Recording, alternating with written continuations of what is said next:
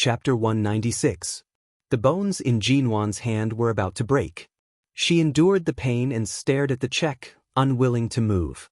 The man standing behind suddenly pulled out a sharp knife, lowering his voice to threaten her. "You only have two choices. Sign the check and we'll leave this knife to you. You can find a chance to cut the rope and escape. 5 million to buy a chance to escape. Or, we can use this knife to cut the tendons in your arms and legs. Or, we can cut your face piece by piece. Sign or not?" Ji and silently furrowed her brows. 5 million to buy a knife? However, these two people were not joking at all. The back of her hand was about to break. Although they were utterly heartless, the current situation was one of survival of the fittest. In the world of desperados, life was too cheap. She abruptly raised her eyes and glared at the man who was stepping on the back of her hand. The man saw her gaze and moved his foot away. He tossed the pen back to her hand and ordered, "Sign. 5 million, not a single cent less." Jinwan glanced at the knife in the other man's hand. The man also tossed the knife back to her. His meaning was clear. If she dared to sign, they would dare to give the knife to her. Whether or not she could seize the chance to escape was entirely up to her. Jinwan hesitated for a moment. She slowly moved her hand that was aching and numb from being stepped on earlier. She picked up the pen and signed the check. As she signed, she thought about what had happened. Her previous suspicions of Su Shui were correct. The other party did not come with good intentions. They pretended to be naive to approach her. If they were not inquiring about her, they were observing her every move. After hiding by her side for more than half a month, they indeed harbored evil intentions. Seeing that she had written everything she needed to write on the check, the two men finally pulled her up from the ground. Jinwan staggered, unable to stand steadily. Her hands were once again tied behind her. Although her body had left the bench, she was not in a state of freedom. She wondered if she would encounter two scoundrels who had no sense of morality at all. When the man in front tied her hands behind her back, he folded the foldable knife and stuffed it into her palm. He then tied her hands behind her back in a very clever way so that no one could see what was in her hands. "I've already given you the saber. Don't say that we don't follow the rules of the martial world." The man tied her up tightly, looking as if he was satisfied with the 5 million yuan. He lowered his voice and said, "Miss Su's people are guarding outside. We have to send you to the bar now. After we send you there, we'll leave. If the rope near your middle finger and index finger is cut, you'll be able to untie it yourself. What do you think? Was the 5 million yuan well spent?" If Jinwan's mouth wasn't taped, she really wanted to scold them. She suppressed her fear and anger, tightly holding onto the foldable knife in her hand. She then coldly stared at the two men. "Stop glaring. It's rare to see someone as tactful as you. That Miss Su's background isn't small. She knows where our hideout is. If it was any other brother, they wouldn't sell out all the brothers in their hideout for a mere 5 million yuan. Seeing that Jinwan was obediently allowing them to tie her up and did not struggle, the man spoke again and signaled to the man beside him with his eyes. When the two men brought Jinwan out, before she could clearly see her surroundings, her eyes were abruptly covered with a black cloth. The fear of falling into darkness once more caused her to lose confidence. She frantically struggled, but the two men had already brought her to a car. There should be someone in the car. They no longer had the patience they had when tying her up. They harshly scolded her and pushed her with force. Jinwan abruptly felt as though she had been pushed into someone else's hands. Could it be that these people were Miss Su's people? What exactly was Su Shui's background? Her eyes were covered and could not see anything. Suddenly, she was pushed into the car by those people. Outside T-City's largest underground bar, there was an endless stream of cars and neon lights. Among the rows of cars, Su Shui sat in a black Audi. From afar, she watched as Jinwan was dragged out of a van by those people.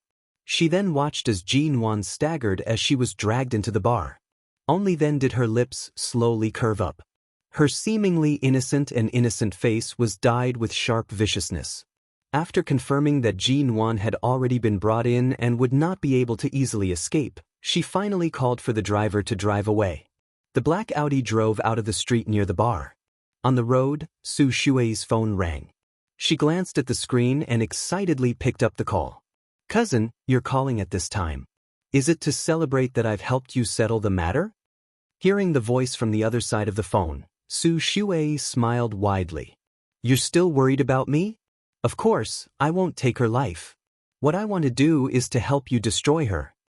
In the car, only Su Shui's complacent voice could be heard. "Of course, if she dies, Mo Jingshan will only remember her forever. You won't have the chance to return to his side, and his heart won't be able to hold a place for anyone other than a dead person. But if she's destroyed, living in such a filthy state in this world, sooner or later, he'll lose his appetite for her. That Jinwan is more vigilant than we thought. We were almost discovered by her. When she heard that I came from Los Angeles, she seemed to be especially sensitive to Los Angeles. I think she already knew of your existence a long time ago. No matter how vigilant she is, didn't she still end up in my hands? If it weren't for the fact that Uncle has grounded you at home and you personally came from America, this show would have been even more exciting. If Mo Jingshan hadn't issued a warning to the Su family, Uncle wouldn't have grounded you. Even I feel it's a pity that you missed this good show, but don't worry. Leave this to me. I'll definitely beat that Jinwan until there's no place left unscathed. I'll completely lose to you both physically and mentally." Su Shui was still talking to her phone. All of a sudden, the car she was sitting in screeched to a halt. She had just hung up the phone when she lost her grip and abruptly dropped it. She raised her head and was about to scold the driver with a cold expression when the corner of her eyes suddenly paused. Chapter 197. It was a black off-road vehicle. It decisively forced her car to stop. Su Shui's hand paused as she was about to pick up her phone. She stared ahead and suddenly said, "Drive." The driver said hesitantly, "But Miss Su, the car in front, I told you to drive. Drive away immediately. Hurry. Go around that car." Su Shui ordered anxiously. The driver could only start the engine and quickly reverse the car. He then immediately turned the car around and drove in the opposite direction. Su Shui picked up her phone and gripped it tightly. She stared at the off-road vehicle in the rearview mirror.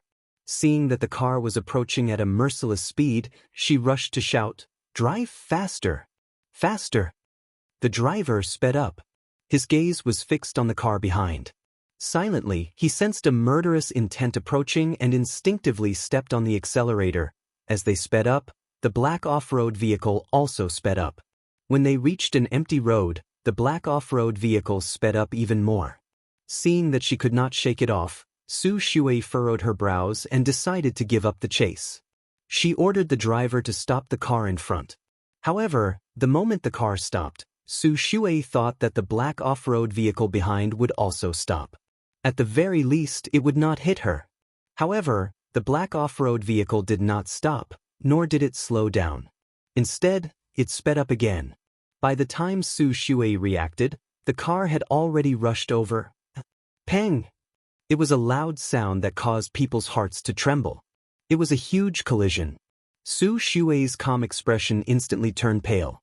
She sat in the car in a daze. Her car, which had been parked by the road, was forcefully knocked 2 or 3 meters away. The safety barrier by the side of the road had been completely deformed by the car. If the other party had used a little more force, her car would have rolled down the safety barrier. This road was lined with T-City's rivers. They were very high and very deep. If her car rolled down, she would definitely die. Her face was pale. She stared in disbelief at the dent in front of her car. After several seconds of silence, Su Shui slowly raised her head. She stared in shock at the unscathed off-road vehicle. The direction of the collision was so precise, and the hardest part of their car was used as a sharp blade. Was the person driving the car the bodyguard Mo Jingshan had arranged to stay by Jinwan's side, or Mo Jingshan himself? Su Shui stared ahead with a startled expression. When the door of the black off-road vehicle opened and Mo Jingshan stepped out of the car, all the blood in her body turned ice-cold. T-City's underground bar. When the door of the stuffy room was opened again, in just a few minutes, Jinwan was already suffocated by the stuffy air, and her body was covered with a layer of sweat. When the door was opened, she subconsciously raised her head. Although her eyes were covered with a black cloth, she still listened carefully to the voice on the other side. "Is that her?" An unfamiliar and rough voice sounded in front of them. The people around him echoed, and it seemed like someone was calling that person boss. Jinwan furrowed her brows. She was not very familiar with the underground bars in T-City, but under normal circumstances, the people in these bars were all involved in illegal activities. It was impossible for them to be good people. These people mostly walked on the edge of the illegal world and had some connections with the underworld. That Su Shui was even able to contact these kinds of people. Jinwan could not help but wonder what exactly they did in Los Angeles. Her looks aren't bad. It's been a long time since I've seen such a beautiful one. Her skin is also so fair. She can definitely be sold for a good price. Bring her over. Afterward, someone came over and removed the black cloth from Jinwan's face. Jinwan narrowed her eyes. She was momentarily unable to adjust to the light and was unable to see the person clearly. Her ponytail was abruptly undone, and her long hair scattered messily across her shoulders. Very good. She looks even more beautiful and delicate like this. Wipe her face clean. We'll start selling her in 10 minutes. Jinwan forced her eyes open and looked forward. She could only see a man with a knife scar on his face, dressed in a black trench coat. He had a cigar in his mouth and was commenting on her figure and appearance. After giving a few more instructions, he turned around and left.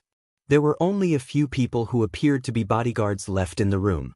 One of them suddenly brought an ice-cold towel over and wiped her face harshly. Jinwan's face hurt from the rubbing. She glared at them, but the tape on her mouth was still there. What are you glaring at? Behave yourself. The person who wiped her face coldly reprimanded. He then pinched her chin and said in a rascally manner, "This little girl's looks are indeed not bad. After we sell her for a good price tonight, I wonder if boss will bestow her to us to play with for a few days before selling her to the Philippines. Look at this little face, it's indeed so fair." As he spoke, he touched Jinwan's face and acted as though he was about to kiss her. Jinwan shifted her face away in disgust. Her eyes were filled with anger and disgust as she glared at him. "Damn it, why don't you glare at me again? This old man will dig out your eyes." The man abruptly spat on the ground. He was extremely dissatisfied with her stubborn temper. If boss had not said that he would sell her for a good price later, he really wished he could rip off her clothes right now. Jinwan continued to glare at him. The man used the towel to wipe her face and neck harshly again. He used a lot of force and rubbed her pale skin until it was slightly red. He then stopped and called for the others to bring her out. Afterward, just like in her previous life, Jinwan was like a fish on a chopping board. She was tied up and thrown into the bar's stands. The clothes on her shoulders were slightly torn, revealing her fair shoulders. Her hair fell down to cover them, half covering her face. Her eyes, which were sealed with tape, tried their best to hide the fear and helplessness in them. She stared coldly at the people in the bar and attracted the attention of most of them. Afterward, she did not pay attention to how much those people called out. She only knew that after the buyer was confirmed, she was directly brought down. She was thrown into the bar's basement. Her body was still tied up, and she was curled up on a single bed with a thin blanket. Although it was a basement, it was clearly prepared for those lovers. It was a very small room, but the decorations were very high-end. It was completely in the European style. Even the bed she was lying on was not cheap. There were also all sorts of waxes, candlesticks, whips, handcuffs, and other utensils. At this moment, the only light in the basement was a dim wall lamp. She narrowed her eyes slightly, carefully listening to the sounds outside. Chapter 198. Her bound hands were drenched in cold sweat. After confirming that the voices outside were far away, Jinwan carefully turned the folding knife she had been holding in her hand for a long time. As it turned, the 5 million yuan check she signed was not completely useless. The person who bound her hands was indeed skillful in tying the rope around her wrists. It could be said that he had been quite righteous. She twisted her wrist forcefully, and gradually, there was some space between her two hands. Then she slowly opened the folding knife. Remembering what the man had said before, she used the sharp blade to cut the rope between her index finger and middle finger forcefully. With her hands tied, it was really inconvenient for her to move. She had already spent a lot of time and effort on these actions.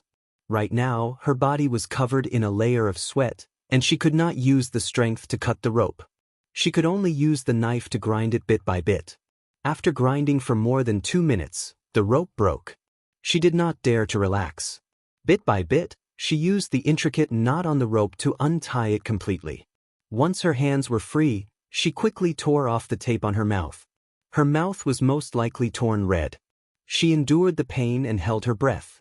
She bent down and used the knife to cut the rope around her feet. When she finally regained her freedom, she carefully stood up bit by bit. Her legs were already numb from being tied up. She staggered to the door and listened to the movements outside. It was as though these people were certain that she would not be able to escape and did not send anyone to guard the door. Earlier, when she was brought in, she knew that there was a narrow and dimly lit corridor outside. At the end of the corridor was a staircase, and up the staircase was a hidden door in the corner of the bar that was blocked by a sound system. Jinwan tried to push the door and found that it was locked. No wonder there was no one guarding outside. She rushed to remove a thin, black hair clip from the top of her head. In her previous life and her previous life, perhaps this was the only time she could thank her previous life for her miserable escape experience. Everything in her previous life had taught her a lot. At the very least, she could open a simple door like this. It was not a security door, and she only needed a little time to open it. Jinwan tried placing the hair clip by the doorknob toward the keyhole inside. She used force to poke the thinner side of the hair clip into the keyhole. Because she did not dare to make too much noise, she could only carefully push it back and forth in the keyhole.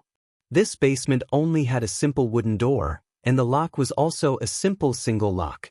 Time passed bit by bit. The anxiety in Jinwan's heart grew heavier and heavier. Every time she heard footsteps coming from outside, she would grab the hair clip in fright and turn to hide behind the door in a defensive posture.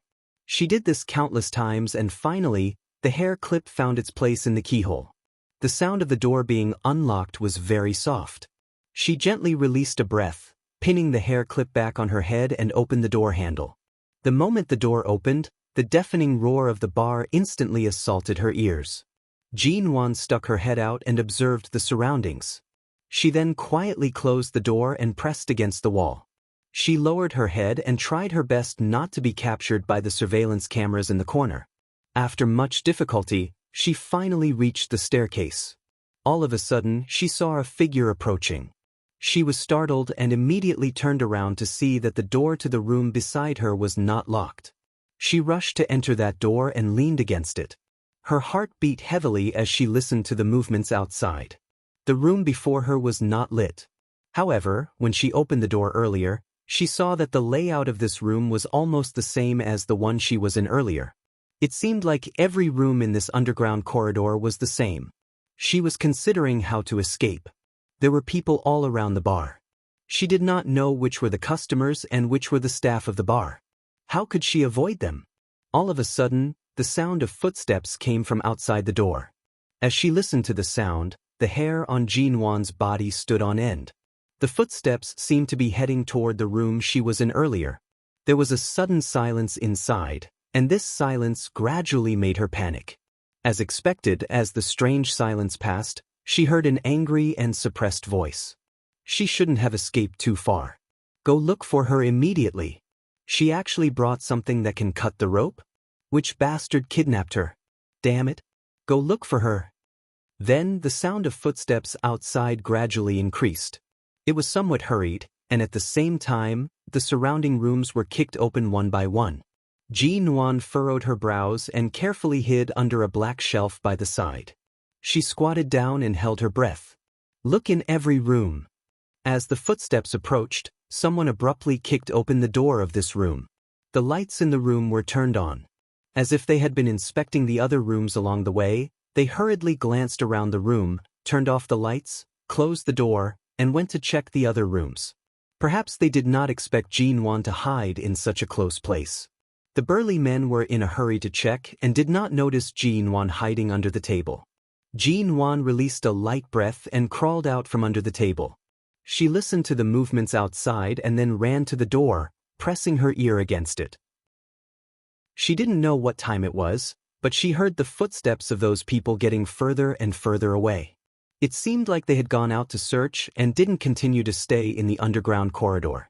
She waited for a while before carefully opening the door. Then she slowly walked to the staircase. Most of the people in this bar were their men. How was she going to escape? Climbing up the stairs, she saw the neon lights in the bar. Jinwan bent down and carefully pushed open the door behind the stereo system. She looked out and saw all kinds of people outside. She lowered her head and covered her face with her loose hair. She followed the corner of the door and walked to the side. When a waiter approached, she hurriedly squatted down and hid behind a sofa. She then turned to look at the waiter. He was holding a tray and wine in his hand and was talking to the waiter by the side. Clearly, the flashing lights here made it difficult for people to see clearly. The waiter did not notice Jinwan. Jinwan turned around, maintaining her squatting position as she ran to the back of the other sofa. The lights in the bar flickered incessantly. Taking advantage of the dimming of the lights, she successfully leaped over without attracting anyone's attention. She walked along the back of these sofas and came to a place with fewer people. She looked out and planned to run out in one breath. Chapter 199. Unfortunately, there were people guarding the entrance of the bar. Jinwan wanted to rush out in a fit of anger, but that was only a thought. The moment her figure appeared, no matter how fast she ran, the moment she was discovered by the people at the door, they nimbly came over and pressed her down. Just as she was about to cry for help, they covered her mouth and dragged her back. Jinwan could not break free. In the blink of an eye, she was brought back to the basement and thrown onto the ground. The pain on her body could not compare to the hatred in her heart. All her earlier struggles were futile. She raised her head and saw that the boss with the knife scar on his face was actually here. He stepped forward and grabbed her hair. Jinwan endured it and did not cry out in pain. However, her body was forced to lean forward due to the tug of her hair. The boss's expression was ugly as he dragged her and threw her harshly onto the bed. "You're the first woman to have the ability to escape from the basement." The boss coldly glanced at her before ordering the people behind him, "Watch her. When the buyer is done drinking, don't let her escape again. If she escapes again, don't even think of living." Afterward, the door was locked once more. There were already people guarding the door. Jinwan glared at the door, her hands gripping the thin blanket beneath her tightly. Right now, her hands and feet were no longer tied up, but there was no way she could leave this room. Not long after, the so-called buyer, a fat, bespectacled middle-aged man in his 40s, came in. The moment he saw Jinwan, he put on a wretched smile and approached her step by step. Jinwan was startled. Taking advantage of the fact that the guards had left and that the bespectacled man had drunk too much, she grabbed the lamp on the bedside table and threw it at him. "Your temper isn't small," the bespectacled man said as he suddenly took off his clothes, revealing his plump upper body. Jinwan was disgusted by the sight. She leaned against the wall but felt that this scene was extremely familiar. In her previous life, she was sold to a father and son's home in that poor mountain village. That father and his foolish son had once stripped naked and forced her into a corner.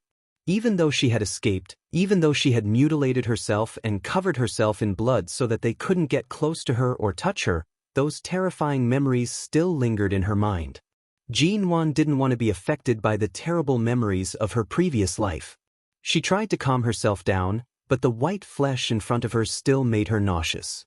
Just as she suddenly leaned against the wall and retched, the bespectacled middle-aged man suddenly rushed over, grabbed her hair, and pulled her close to him.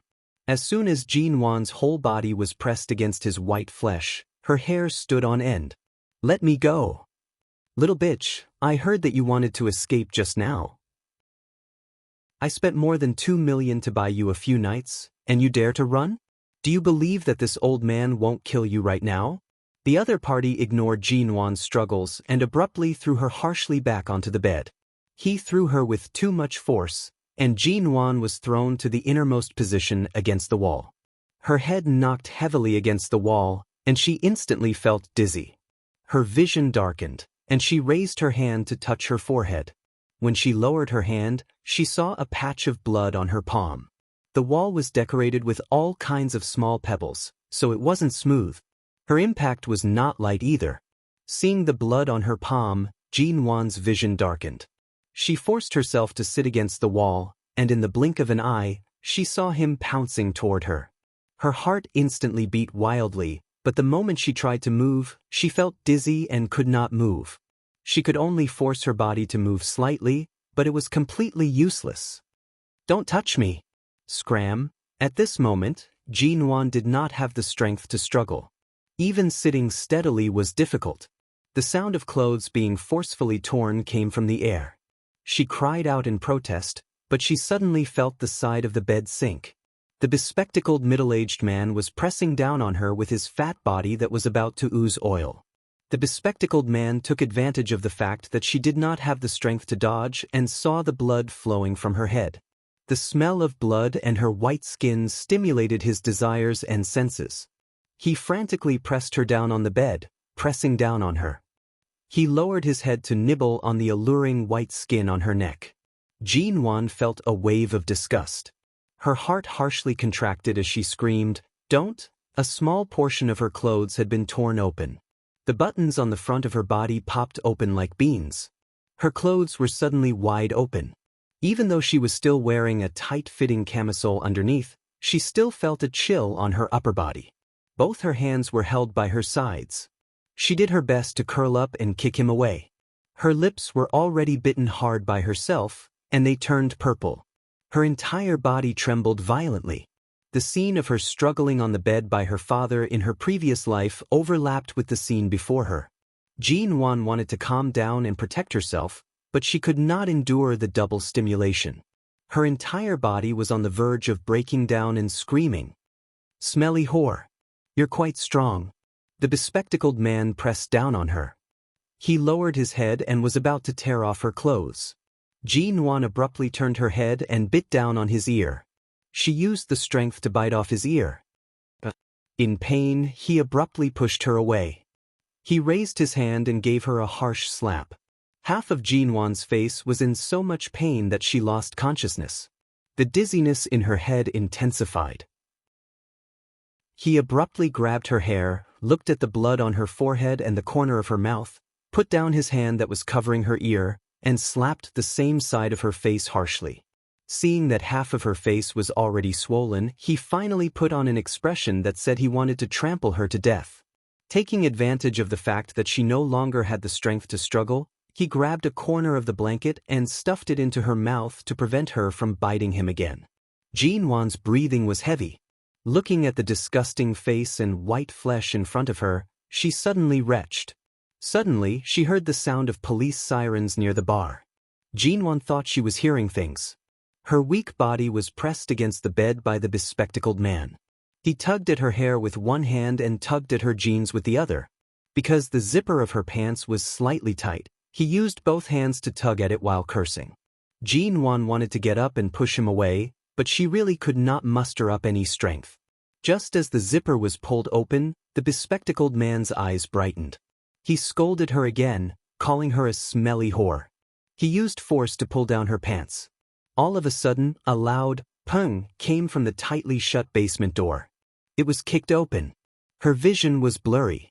Jinwan did not even have the strength to turn her head to look. She could only see Mo Jingshan's face from the corner of her eye. Chapter 200. The bespectacled man's hand was still pressed against Jinwan's body, tugging on the zipper of her pants without letting go. This unbearably filthy scene caused her blood to turn cold. When she turned to meet Mo Jingshan's gaze, she felt as though she had fallen into an ice cave. Mo Jingshan's clear eyes were already filled with a storm that was akin to a landslide or tsunami. Jinwan was dazed for a moment. Wasn't he still in High City? Why was he in T-City? Could she have been so agitated that she was hallucinating? However, she could not speak. She could only stare in that direction with a pair of blank and empty eyes. It was as though it was the only warm light in the darkness of despair. It was as though it had saved her from the terror of her previous lives, allowing her to finally breathe. She could barely see how he had come over. She only knew that the bespectacled man on top of her suddenly cried out in pain. The sound of bones breaking rang out as though someone had twisted his arm. She tried her best to focus and saw that Emo Jingshan was within arm's reach. His cold eyes did not even blink as he twisted his arm, throwing the wretched bespectacled man off the bed. She felt her body lighten, and in an instant, she felt a familiar coat with a clean and refreshing smell covering her body. Jinwan closed her eyes tiredly, forcing her tears back. By her ears, the bespectacled man's pained cries rang out one after another. She did not know what Emo Jingshan was doing, nor did she wish to look. Right now, even if some people here were to lose their lives, she would not care about the law or human nature. The man fell to the ground and was kicked again. He was kicked 2 meters away and slammed into the wall. His head slammed heavily against the cobblestone wall, and he cried out in pain. His face was flushed red from the pain, and he pointed shakily at the man who had suddenly barged in. He wanted to speak, but the sound of the door opening drowned him out. Feng Ling rushed in. When she saw the scene inside, she immediately understood something. She was about to enter when she suddenly heard Emo Jingshan's cold voice. "Close the door." Feng Ling glanced at Jinwan, who was lying on the bed, and subconsciously closed the door behind her, cutting off the gazes of the police outside. Jinwan was still in a daze when she was suddenly supported up. She opened her eyes to see Emo Jingshan's face. She wanted to ask why he had come to T-City, but when the words reached her lips, the slightly dried blood on the corner of her lips and her swollen face caused her to furrow her brows. Before she could speak, she heard Emo Jingshan whisper by her ear, "If it hurts, don't speak. I'm here." Although his voice was cold and low, he was gently coaxing and comforting her. At the same time, he wrapped the upper half of her body tightly with the coat she was wearing. He then raised his hand to push aside the hair on her forehead that was stained with blood. When he saw the wound on her head, he gently turned her face to check the palm marks on her face. The killing intent in his eyes was obvious. Although Jinwan knew that she was out of danger, her body was still trembling instinctively. All the struggle and fear from before were still spreading in her body and mind. She wanted to calm herself down, but the scenes from her previous life kept dominating her rational nerves. Her body was trembling, her hands were trembling, her eyes opened and closed, and her eyes were bloodshot. Her eyelashes were trembling, and she tried hard to hold back the tears that were on the verge of falling. Emo Jingshan held her trembling body tightly, gently caressing her hair mixed with blood and sweat as he whispered, "Don't be afraid. I'm here in front of you. It's all over. Be good and close your eyes. Don't listen. Don't look." Jinwan did not move. Emo Jingshan raised his hand and gently covered her eyes. "Don't be afraid, okay?" Feng Ling saw Jinwan's sorry figure and the blood on her head and abruptly kicked the middle-aged bespectacled man's crotch harshly. The subsequent scream caused Jinwan, who was leaning against Emo Jingshan's arms, to tremble. It was as though every time she heard this disgusting man scream, she would be stimulated in a different way. "Cripple him and gag his mouth. He's too noisy." Emo Jingshan saw that Jinwan could not take any stimulation right now and sternly ordered. Feng Ling quickly grabbed a piece of clothing on the ground, rolled it into a ball, and stuffed it into the man's mouth. She then stepped on his leg, and when he kept groaning in pain, she gave him a roundhouse kick on the head. Right now, only muffled cries of pain could be heard in the basement. The bespectacled man's head was covered in blood and sweat. In the end, he leaned against the corner of the wall and fell to the ground. He looked at the short-haired woman in front of him with a frightened expression. He trembled and tried to move back, but was still kicked harshly by Feng Ling. This time, the kick landed on his abdomen. The bespectacled man was in so much pain that his eyeballs almost popped out. Following that, there was the sound of his other arm bone being broken. Even though his mouth was gagged, the miserable groans were enough to tell what kind of inhumane torture and revenge he was currently enduring. Jinwan closed her eyes and leaned against Emo Jingshan's chest. Her eyes were covered by him, and she could not see anything here. However, The red and swollen patch on her pale face was still shocking. Miserable groans followed one after another. Jean Wan's hand suddenly touched the folding knife that she had previously thrown by the bedside. Her movements faltered, and she suddenly gripped the knife tightly. In a hoarse voice, she said, "Jing Shen, put me down." Mo Jingshen glanced at her and released her. Although Jean Wan was in a sorry state and her head was covered in blood, with Mo Jingshen's clothes draped over her, she still felt a special sense of security. She turned her eyes toward the bespectacled man who had been tortured to the point where he wished he was dead. She abruptly got off the bed. Feng Ling turned back to look at her. She saw that Jean Wan was staggering and could barely stand. She rushed over to support her but was stopped by Mo Jingshen's gaze. Seeing that Mo Jingshen did not move to stop her, Feng Ling faltered and took a step back. As expected, Jean Wan opened the folding knife in her hand. Her reddened eyes stared at the disgusting man in the corner who was barely breathing. Seeing the white, fleshy flesh on his body, the scenes of that small village in her previous life flashed before her eyes. She did not know where she got the strength from, but she abruptly pounced forward and ruthlessly stabbed the knife in her hand into his palm. The bespectacled man's entire body convulsed in pain. He opened his bloodshot eyes and stared at her in disbelief. This was the hand that had ripped off her clothes earlier. Jean Wan forcefully pulled out the knife and stabbed it into the base of his thigh. Seeing blood gurgling out, her heart that was filled with suppressed fear finally felt a little better. She continued to brandish the knife in her hand. Her eyes did not even blink. Not only did she stab once, she stabbed again and again. Even when the bespectacled man's entire body was covered in a pool of blood, she still did not stop. Oldemo. Feng Ling watched this scene and wanted to step forward. However, she saw that although Jean Wan's stabs were extremely vicious, most of them were only stabbing the man's legs, hands, and arms. She did not injure any vital parts. Chapter 201. Since she needed to vent, he would let her vent. After all, Mr. Mo was here. No one could touch a single hair on her. Even when his entire body was covered in blood, Jean Wan's eyes were bloodshot as she continued stabbing him with the knife. Outside, the sound of the police knocking on the door could be heard. Mo Jingshen abruptly stood up and walked over to Jean Wan's back, pulling her into his embrace. He pressed her tightly against his chest, forcefully stopping her from charging forward. He bent down to whisper by her ear, "All right, that's enough." Jean Wan's eyes were still bloodshot as she glared at the man who was convulsing in pain and had no strength to stand up. She gritted her teeth and glared at him. Mo Jingshen seized the opportunity before the police knocked on the door and snatched the knife from her hand, throwing it to the ground. Jean Wan seemed to have lost her mind. She struggled desperately to break free from his embrace and continued to charge toward the man. Mo Jingshen pressed her down. "Wan Wan, calm down." Jean Wan did not listen and continued to struggle. Mo Jingshen abruptly turned her around, forcing her to face him. His deep, black eyes stared at her. "Jean Wan." After seeing Mo Jingshen's face clearly, Jean Wan's movement stiffened. She no longer struggled and only stared at him in a daze. Her bloodshot eyes stared into his black ones. His heavy voice carried a hint of coaxing by her ear, calming her agitated and violent emotions. "I'll make them pay the price they deserve. Those who shouldn't be breathing won't be spared.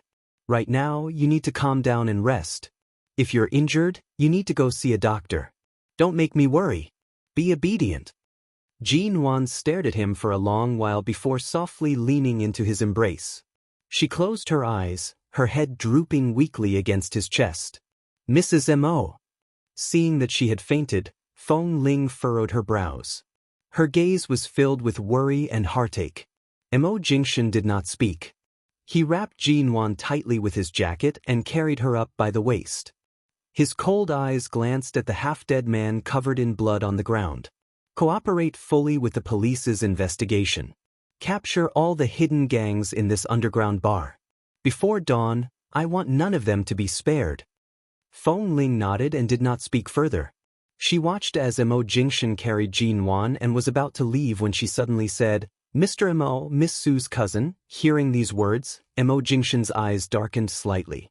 He used an extremely cold voice to say, "You don't have to interfere in America's Sue family's matters. I have my own plans on how to deal with people who refuse to mend their ways." Feng Ling understood the hidden meaning in his words and nodded. Since the Sue family did not take Mo Jingshan's warning to heart, then no matter how powerful the Sue family's background was, they would not have peace in the future. When the police rushed in and saw this scene, they also saw the middle-aged, bespectacled man covered in blood on the ground. None of them expected this to happen. When they saw Mo Jingshan carrying Jin Wan, whose face was pale and head was covered in blood, out, none of them dared to stop him. Only one of the police officers approached, his expression trembling with fear and concern. "Mr. Mo, the underground bar caused such a ruckus on a street, and T-City's police didn't even put on an act to control this place. Did they think that T-City's sky is high and the emperor is far away, and no one would be able to investigate?" Mo Jingshan threw down the words in a heavy voice. "T-City's police force is worthy of suspicion." The police officer's expression immediately stiffened. "Mr. Mo, don't worry. This bar and everything that happened today will all be recorded. We will definitely give you a satisfactory answer." Mo Jingshan carried the unconscious Jin Wan in his arms and walked out through the path that the police had automatically opened up. He walked up from the basement. Inside the bar, the owner with a knife scar on his face and his subordinates were all restrained by the police. Mo Jingshan coldly glanced at the so-called bar boss. "You dare to touch my woman? Are you tired of living?" Mo Jingshan's voice seemed to be coated with a layer of frost. The bar boss did not make a sound. When he learned that the woman he brought in today was actually the wife of the great Mo Corporation CEO, he knew that it was useless for him to walk this path for so many years. Today, he was really finished. By the time Jin Wan was brought out of the bar, it was already late at night. There were more than 10 police cars parked outside the bar. Even though she was unconscious, she did not feel safe. Hearing the sirens of the police cars outside, she closed her eyes and silently furrowed her brows. Half an hour later, at the hospital, a group of helpless doctors exchanged glances before turning to look at the woman who was curled up on the bed. Her head was still covered in blood, and her body was trembling uncontrollably. 10 minutes ago, this Miss G was sent in. She was instructed to clean up her wounds and check if there were any other injuries or problems on her body. Because the police had followed along, the gentleman who brought her in was currently negotiating with the police outside the consultation room. However, this Miss G had already been here for more than 10 minutes. Even now, she did not allow any of them to touch her. Regardless of whether it was a doctor or a nurse, or a man or a woman, no one was allowed to approach her. Even a harmless-looking and considerate nurse handed her a glass of water, wanting her to drink some water to calm down, but the glass was pushed away and dropped by her. It could be seen that her emotions were very unstable, and she must have suffered a huge shock. Her eyes were unfocused, and only the trembling of her body showed that her condition was not very good. "Miss G." The doctor looked at her registration book and then at her name. He tried his best to comfort her. "You're safe now. This is the hospital. We're going to help you deal with your wounds. The blood on your head is about to scab. If you don't deal with it, bacteria will grow in the wound. I hope you can." Jin Wan seemed not to hear him. As the doctor approached, she abruptly curled up her legs, hugged her knees with her arms, and buried her face in her knees, motionless. The doctor was about to take advantage of her silence to help her over, but Jin Wan suddenly raised her head and looked at them warily with red eyes. It was as though she would bite off the wrist of anyone who dared to touch her. Like a wounded little beast, she licked her wounds and did not allow anyone to approach. The doctor had no choice. Not to mention examining her, they couldn't even approach her to touch her. Although her clothes were only slightly torn, her inner clothes were still there. Her pants and all the important parts of her body were not touched, and she did not suffer any irreparable damage. Jin Wan seemed to have suffered more than this simple stimulation. In her heart, there seemed to be a huge black hole that had been dug out today. There were countless scars in it. She was afraid of exposing them, but she could not hide them in her heart. Chapter 202. Seeing him come in, the medical staff all turned to look at the man with a strong aura. Mo Jingshan was still dressed in the same clothes. His shirt was stained with some blood from Jinwan's head, but he did not look disheveled. Seeing this cold and tall man with a cold and solemn expression on his handsome face, all the medical staff in the consultation room were afraid of his clear and cold gaze. After all, he had sent her in for more than 10 minutes, but no one had been able to treat Miss G's wound. "Sir, Miss G doesn't want us to touch her," one of the doctors spoke up. "Her emotions are unstable. We're afraid that if we forcefully touch her, it will add too much burden and agitation to her heart." You see, Mo Jingshan looked at Jinwan, who was surrounded by several people, pursed his thin lips coldly, took long steps, and went straight over. When he approached, Jinwan was still curled up there helplessly and did not even raise her head. He had never seen Jinwan like this. The Jinwan he saw was cheerful and bright. Although her personality had changed a few months ago, she was still the same as before. It was just that she was more rational and had more goals in life. She was still as confident and bright as ever. He had never seen her so pale, and her eyes were filled with fear, as if she was on guard against the entire world. She even curled up there, her body trembling nonstop. She didn't dare to look at anyone. She put her hand by her mouth and bit her finger hard. It was as if there was something that she couldn't bear and was constantly disturbing her rationality. Mo Jingshan bent down, carried her from the corner of the wall by the bed, stroked her back, and said softly, "You are injured. You need to see a doctor. Be good. We'll go back after treating your wound." Hearing Mo Jingshan's voice, Jinwan slowly raised her head. She could not hide the frightened expression on her face. However, because she saw that the man beside her was Mo Jingshan, although she did not resist his touch, her eyes were still full of wariness. Seeing that she had become obedient, the doctor wanted to take the opportunity while she was being held by this man to clean the blood on her head with alcohol cotton. However, before he touched her, he heard the woman's low and cold voice. "Don't touch me, doctor." Sure enough, other than this gentleman, she really did not allow anyone to touch her. How much stimulation must one have gone through, and how much trust and reliance must one have on this gentleman to make him the only one who was special? Seeing that she was really afraid of other people's touch, he stroked her head and asked softly, "Do you feel uncomfortable anywhere?" She shook her head. "Does your head hurt?" he asked in a low voice. She still shook her head, but winced at the pain when his hand touched the wound on her head. Mo Jingshan didn't say more. He signaled the doctor with his eyes to place everything that could be used to treat the wound on the shelf by his hand. He then personally wiped the blood from her forehead and cheeks, and then wiped the area around her wound. Seeing that her wound was not very deep and was only a scratch caused by the cobblestone wall and did not need to be stitched up, he took the alcohol cotton and continued to wipe her wound. Although the wound was not deep, it was not small. Jinwan's entire body trembled from the piercing pain from the alcohol cotton. However, when Mo Jingshan lowered his eyes to look at her with concern, she bit her lips hard and did not make a sound. She endured the pain and did not move. "Don't bite yourself." Mo Jingshan took a clean piece of gauze, folded it into a thick square, and placed it by her mouth. When Jinwan bit the gauze, he continued to disinfect her wound. During this time, Jinwan did not make a single sound of pain. However, her increasingly pale complexion revealed how much pain she was in. Finally, Mo Jingshan put the gauze on her wound and stroked her hair that was stained with blood and sweat. He used a rubber band borrowed from the female doctor to tie her hair to the back of her head and asked for an ice pack to apply on the swollen side of her face. After doing all this, Jinwan leaned against his chest and did not speak. She still did not allow anyone to touch her and was not allowed to do any checkups. He repeatedly asked if she was feeling uncomfortable. After confirming that there were no other problems, Mo Jingshan brought her out of the hospital. After returning to the condo, Jinwan quickly fell asleep. However, nightmares kept coming, and she would wake up every 5 minutes. Even though Mo Jingshan had been holding her to sleep, she would still wake up frequently. Each time she woke up, she would stare at the lights in the room for a long time, as though trying to ascertain where she was.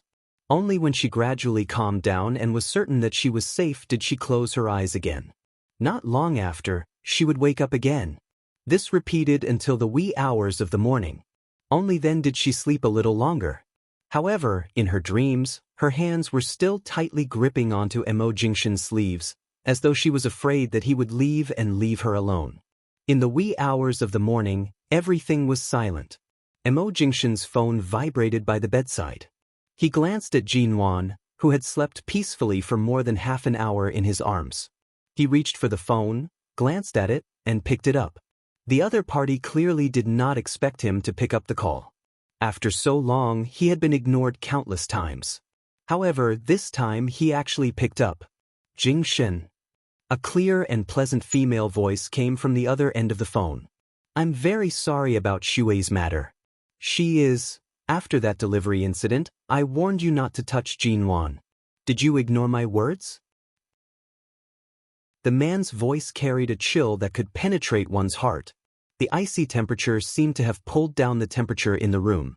The woman on the other end of the phone was about to speak when she heard him coldly say, regardless of whether it's you or anyone else in the Su family, since I've already given up on the last bit of tolerance I have for you, from today onwards, you will know the consequences of provoking me.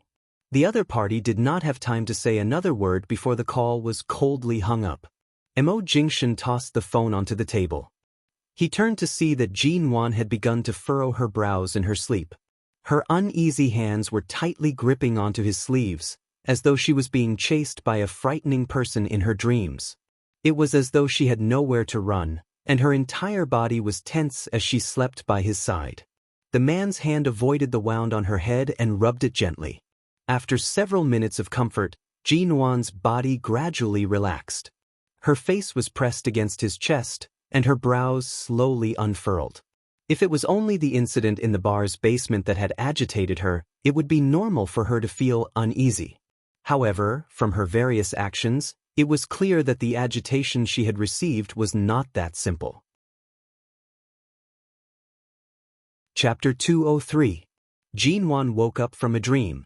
The moment she opened her eyes, the room was filled with darkness. She rushed to touch her side. It was not a familiar environment, but it was not unfamiliar either. The moment her hand touched the bedside lamp, the lights in the room abruptly turned on. At the same time, the curtains were slowly pulled open and sunlight shone in. The darkness in the room was replaced by a warm light. After seeing everything in the room clearly, she slowly released a sigh of relief. This was her apartment outside of T University. It was not the basement of the bar, nor was it the barren mountain village in her previous life where she could not even find a way out. She raised her hand to press against her head, recalling everything that happened last night. She was not sure if it was a dream or not, but the moment her hand touched the wound on her forehead, she immediately hissed in pain. The scene in the bar's basement filled her mind, and her eyes panicked. At this moment, the bedroom door was opened, and she subconsciously raised her head. Emo Jingshin's tall figure stepped into the warm light of the bedroom. Jinwan's tense emotions immediately relaxed. She released the hand that was tightly gripping the blanket. I thought you were in High City. I can't go back for your birthday, but I have to come over. Emo Jingshin's gaze was clear, as though everything that happened in the bar's basement last night had already passed. He did not continue to agitate her. The man sat down by her bedside. Jinwan instinctively raised her hand to hug his neck, burying her face in his shoulder. She breathed in the clear fragrance of his body, closed her eyes, and softly said, "Thank you." To Emo Jingshin, these two words were meaningless. In fact, they should not have come from her mouth. But to Jinwan, these two words were the most important. Thank him for bringing her back from the hands of those vicious people who preyed on the weak. Thank him for preventing her from experiencing those terrifying and helpless experiences again.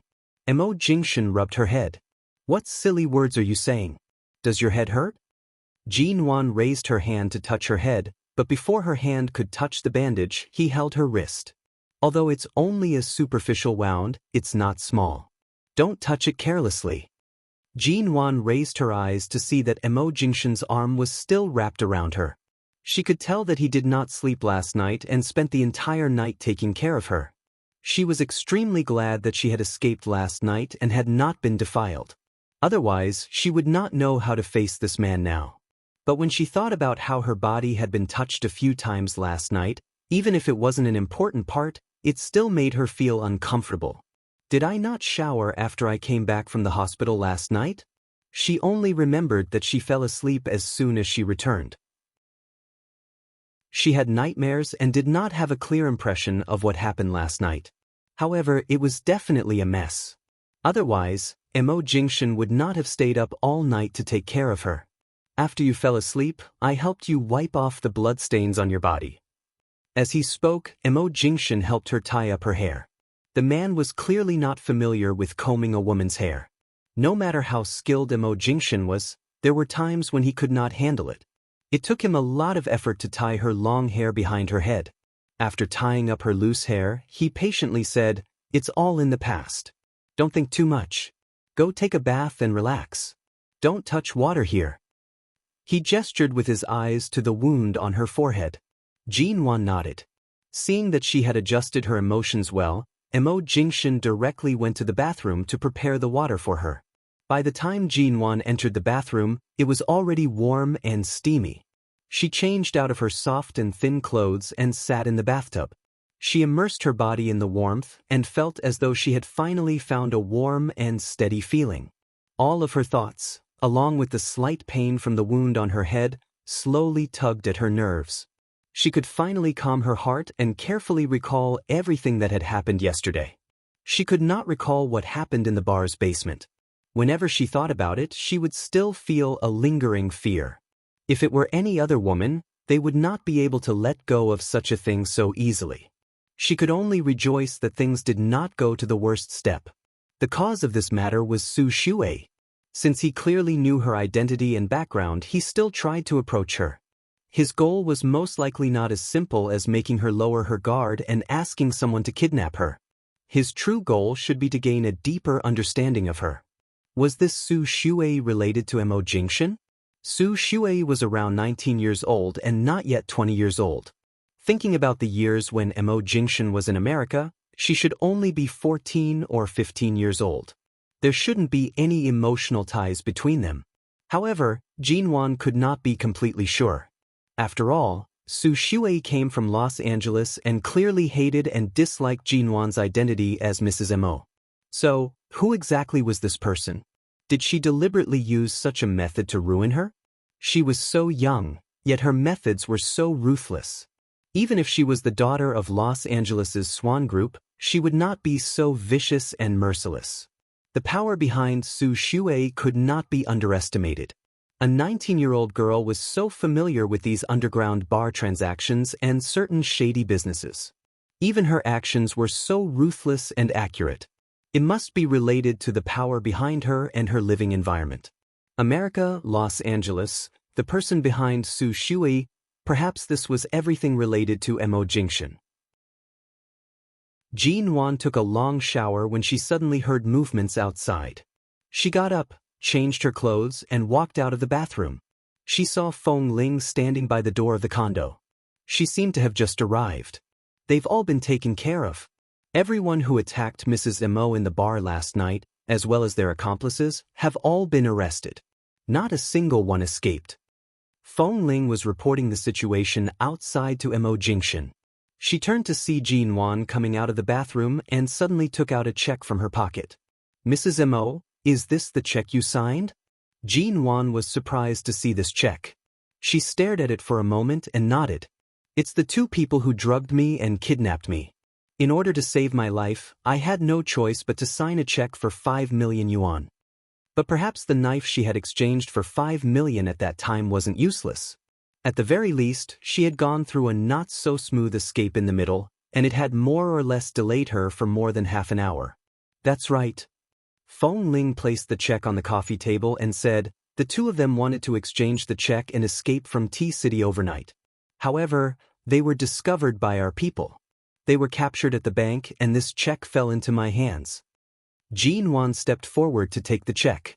Looking at the words on it, she directly tore it up and threw the shredded paper into the wastebasket by the side. Chapter 204. With Mr. Mo personally making an appearance, the T-City police did not dare to be negligent. Those who should have been arrested were all caught, and those who should have been dealt with did not live to see the sunrise today. Hearing this, Jin Wan subconsciously glanced at Feng Ling. Although Feng Ling did not say much, her meaning was clear. The person who almost tainted her last night was most likely dead. Did I kill him? When Jin Wan asked this, her tone was calmer than she had imagined. After all, she remembered how many times she had stabbed that person last night. No, the wounds you stabbed him yesterday were not fatal. At most, he lost too much blood. The real cause of death was because he resisted too much when he was being arrested, causing the police to accidentally injure him. Feng Ling mildly curved her lips at Jin Wan, indicating for her not to think too much. How could a person who was already half dead have the strength to resist in front of the police? However, even if Jin Wan had the answer in her heart, she did not say much. Some people deserve to die. Since things had already reached this stage, she did not have the heart to feel pity for the state of the universe. Feng Ling used this method to stop her from thinking too much, and Jin Wan accepted this ending. It was better than letting her know that the disgusting person was still alive and making her unable to eat every day. Seeing that Jin Wan did not say more, Mo Jingshan sat on the sofa and indicated for her to come over. "Does your head still hurt?" As she approached, the man's hand touched her head. Although he avoided her wound, he purposely touched other parts of her head, as though to make sure she did not have any other injuries. "It doesn't hurt. Last night, when I was struggling, I was thrown against the wall and hit my head." Jin Wan pulled his hand down from her head and said, "I know you're afraid I'll have a concussion. Last night, I did feel a little dizzy, but I'm much better now. Don't worry about me, I'm really fine." She had already calmed down and needed to think about many things. Recently, no matter if it was her injuries or the various situations, they all seemed to be related to someone in Los Angeles. When Jin Wan's hand was held by Mo Jingshan, she suddenly asked, "That Su Shui, what exactly is her background? Is her goal to destroy me? Or does she have other plans?" Knowing that Mo Jingshan was by her side, Jin Wan turned her eyes to Feng Ling and stared into her eyes. "I sent her photo to you before the accident. Have you checked it?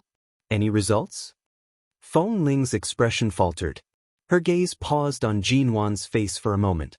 She was about to speak when she suddenly felt Mo Jingshan's grip on her hand tighten. "There's nothing for you to do here. Go out first," Mo Jingshan calmly said. His words were directed at Feng Ling. Seeing Feng Ling turn to leave, Jin Wan subconsciously tried to withdraw her hand from Mo Jingshan's, only to be held tightly by him. "What do you want to ask?" He looked at her, his eyes clear and calm. Jin Wan looked at him and suddenly felt a strong urge to pull her hand out of his, but Mo Jingshan didn't let go and looked at her fixedly. "Let go of me first." She frowned and tried to pull her hand out of his palm several times. "I won't." Jin Wan was exasperated. She wanted to be angry, but it wasn't the right time. She could only grit her teeth and ask, "Is Su Shui the fiancé you had in America?" Mo Jingshan stared at the woman who was sitting on the sofa with him. Her slightly pale face was clearly suppressing her emotions. There was even a piece of gauze stuck on the wound on her forehead. Under the light from the window, she appeared frail and weak, but she still had the stubbornness of trying to maintain her rationality. "No," he answered. "No." Jin Wan's expression was surprised. Then why did she target me? Could it be that everything that happened before and after was just a coincidence? Su Shui came from Los Angeles. There shouldn't be any mistake about this. If she isn't your fiancé, who else could she be? It can't be that a woman who appeared out of nowhere is a lunatic who finds me an eyesore and wants to harm me, right? She must have a motive for everything she did. After being reborn, Jin Wan was too good at enduring. After enduring for so long, she really couldn't take it anymore. After what happened last night, who could endure it? She stared at the handsome face in front of her and closed her eyes.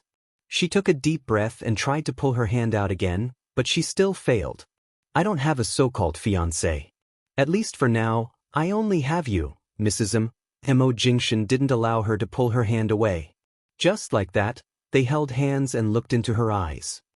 things in America can't be explained in a few words, but you have to believe that from the beginning to the end, I only have you, Jinwan, as my woman. Although my past can't be considered a blank piece of paper, no woman has ever left a mark on it that shouldn't have. I'm your husband. I am now, will be, and will always be. Jinwan's expression still didn't soften.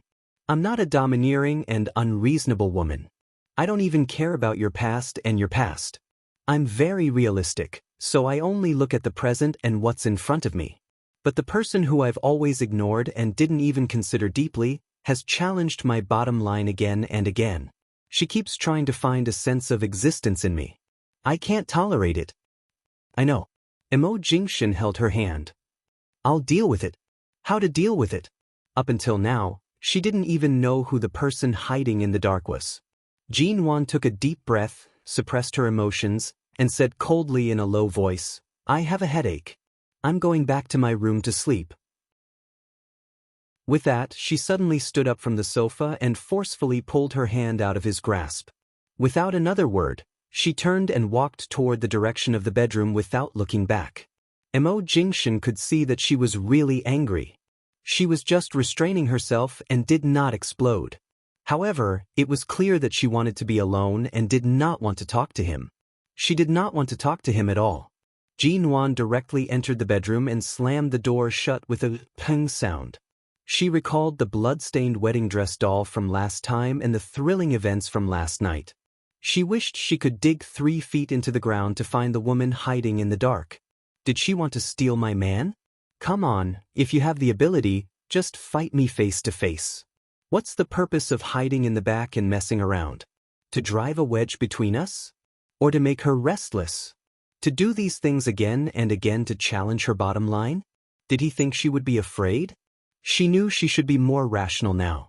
She couldn't push Emo Jingshin away at this time. Otherwise, as Xia Tian had warned her, this piece of meat would be taken away without her knowing. But right now, she was really angry. Chapter 205. Not long after, there was a knock on the door. Jinwan did not reply. She sat on the bed, holding her breath as she thought to herself, forget it, forget it. This piece of meat was covered in gold. It was too precious and hard to guard. Whoever wanted to take it away could do so. She didn't want it anymore, all right? The door was knocked several more times. After a few seconds of silence, the man's calm voice rang out. Nwan. Jinwan laid on the bed, covering her face with the blanket. She was unwilling to hear his voice. Emo Jingshin knew that she had locked the door from the inside. His hand futilely twisted the doorknob. He softly said, Nwan, open the door. Jinwan did not make a sound. She buried herself in the blanket and used a silent method to respond. This woman's temper came as she pleased. There was no way Emo Jingshin would allow her to lock herself in the room like this. His tone became much harsher. Jinwan, open the door. Hearing his heavy tone, Jinwan abruptly sat up from the bed. She resisted the urge to throw the pillow against the door. I'm not opening it. My head hurts. I want to be alone. If you have a headache, go to the hospital. Why did you lock yourself up? Open the door. The man's voice was low and heavy. His tone was clearly colder. I'm not opening it. I'm not going anywhere. I want to sleep. Jinwan. Emo Jingshin, I don't want to talk to you right now. Do you want to open the door yourself, or do I have to open it? Jinwan remembered that last night in the bar's basement, he had kicked open the sturdy door. He had many ways to open the door. She was indeed unable to stop him. She hugged the blanket and laid on the bed unmoving. She decided not to speak. Let him do as he pleased. After all, he was the one who bought this condominium. If he wanted to kick it, he could. After a moment of silence, Jinwan suddenly remembered that since he was the one who bought this condominium, he most likely had the keys to every room in this condominium. Thinking of this, she abruptly sat up and ran off the bed. She rummaged through the table and drawers by the bed and finally found the bedroom key in the drawer at the bottom of the bedside table. Seeing that the key was not in his hands, Jinwan finally relaxed. She placed the key back into the drawer and returned to the bed to continue covering herself with the blanket. Originally, she was just acting in a fit of pique, but after a while, she fell asleep under the quilt. When she woke up again, it was already evening. The sunset hung in the distant sky, and the room was a little dark. She got up and glanced at the door that was still closed. Mo Jingshan actually did not come in. Moreover, there was no sound outside at all. Did he go out? Or did he simply fly back to High City out of anger after being ignored by her? She slept for a few hours, and in these few hours, anything was possible. Jin Wan sat on the bed for a while and listened carefully for any movements outside. There really was no sound. She abruptly lifted the covers and got off the bed. She walked to the door and pressed her ear against it to listen again. The entire apartment was so quiet that it was as if she was the only one there. Jin Wan opened the locked bedroom door. She slowly opened a gap and saw something on the ground in front of the door. She paused and couldn't see clearly, so she opened the door further. Just at the moment when the bedroom door was completely opened, as if everything had its own switch, the dim room in the evening suddenly lit up, especially the light in the living room, which set off the roses on the floor, particularly eye-catching. A large area in the middle of the living room was filled with roses, and the heart-shaped flower path in the middle was even more unique. Even in this heart-shaped flower path, there were even 21 cakes. The first cake was white, representing the pure white and flawless angel when she was 1 year old. Then the color of the cakes gradually deepened, from white to pink to red, until the last, the 21st cake, was red, representing marriage. Jin Wan stood stiffly in front of the door, so busy throwing a tantrum that she even forgot that today was her birthday. Moreover, it had been too long since she had a birthday, and this kind of birthday atmosphere was particularly strange to her. The whole room could only see the rose path and the huge heart-shaped cakes. She raised her eyes and looked around, but did not see Mo Jingshan. She walked out of the door. As soon as she passed the first white cake, she suddenly saw a burst of bright fireworks in the sky outside the window. Jin Wan stared blankly out of the window and took another step forward uncontrollably. When she passed the second cake, there was another burst of fireworks outside the window. She looked out of the window as she walked, until the last cake. Because it was heart-shaped, she walked back to the starting point, at the bottom of the heart-shaped cake. As soon as she stepped on the last red cake, there were no more fireworks outside the window. Instead, on the balcony outside the French windows, a light slowly lit up. A man in a white shirt stood there. There was a fire in his hands and fireworks that had not yet been set off by his feet. Jin Wan was stunned, subconsciously rushed over, and opened the French windows. "Looking for me?" Mo Jingshan glanced at her with a calm smile, and the torch in his hand lit the unlit fireworks. Even when the bright and beautiful fireworks exploded in front of her, Jin Wan was still looking at the man standing in the fireworks. She stood there, unmoving. It was as though the entire tea city was about to be shaken by this sudden rain of fireworks. Meanwhile, the person whose birthday was actually being celebrated stood there like a fool, staring blankly. She did not even know when Mo Jingshan walked over. She only knew that the man held her hand and planted a light kiss on it, saying softly, "1-year-old Jin Wan, happy birthday." Before Jin Wan could react, the man had already hugged her and planted a kiss on her forehead. 2-year-old Jin Wan, happy birthday. Jin Wan, 3-year-old Jin Wan, happy birthday. 4-year-old Jin Wan, happy birthday. He kissed her hands, her face, her nose, the space between her eyebrows, her forehead, her ears, her cheeks, and so on. 20-year-old Jin Wan, happy birthday. When she was about to say 21 years old, the man finally planted a kiss on her lips. He did not move away but pressed his lips against hers, saying softly, 21-year-old Mrs. M, a happy birthday. With that, he abruptly pushed Jin Wan, who was still absent-minded, against the glass of the floor-to-ceiling window. This kiss was not as light as the previous ones. Instead, it seemed to be full of possessiveness and aggression, imprisoning her firmly between the window and his chest. The kiss became deeper and deeper. When Jin Wan came back to herself, she raised her hand to block his chest, but he held her back, and his tongue, which had already invaded her body, drilled deeper into her body. Jin Wan could not push him away. She opened her eyes and abruptly bit down on his lips. Although it was not a heavy bite, the man paused and lowered his eyes to look at her. Jin-won wanted to say that she was still angry, but she could not say it. Chapter 206. However, the man in front of her stared at her. His deep, black eyes were filled with traces of a smile. His smile was seductive, as though he was a pervert who brought disaster to the world.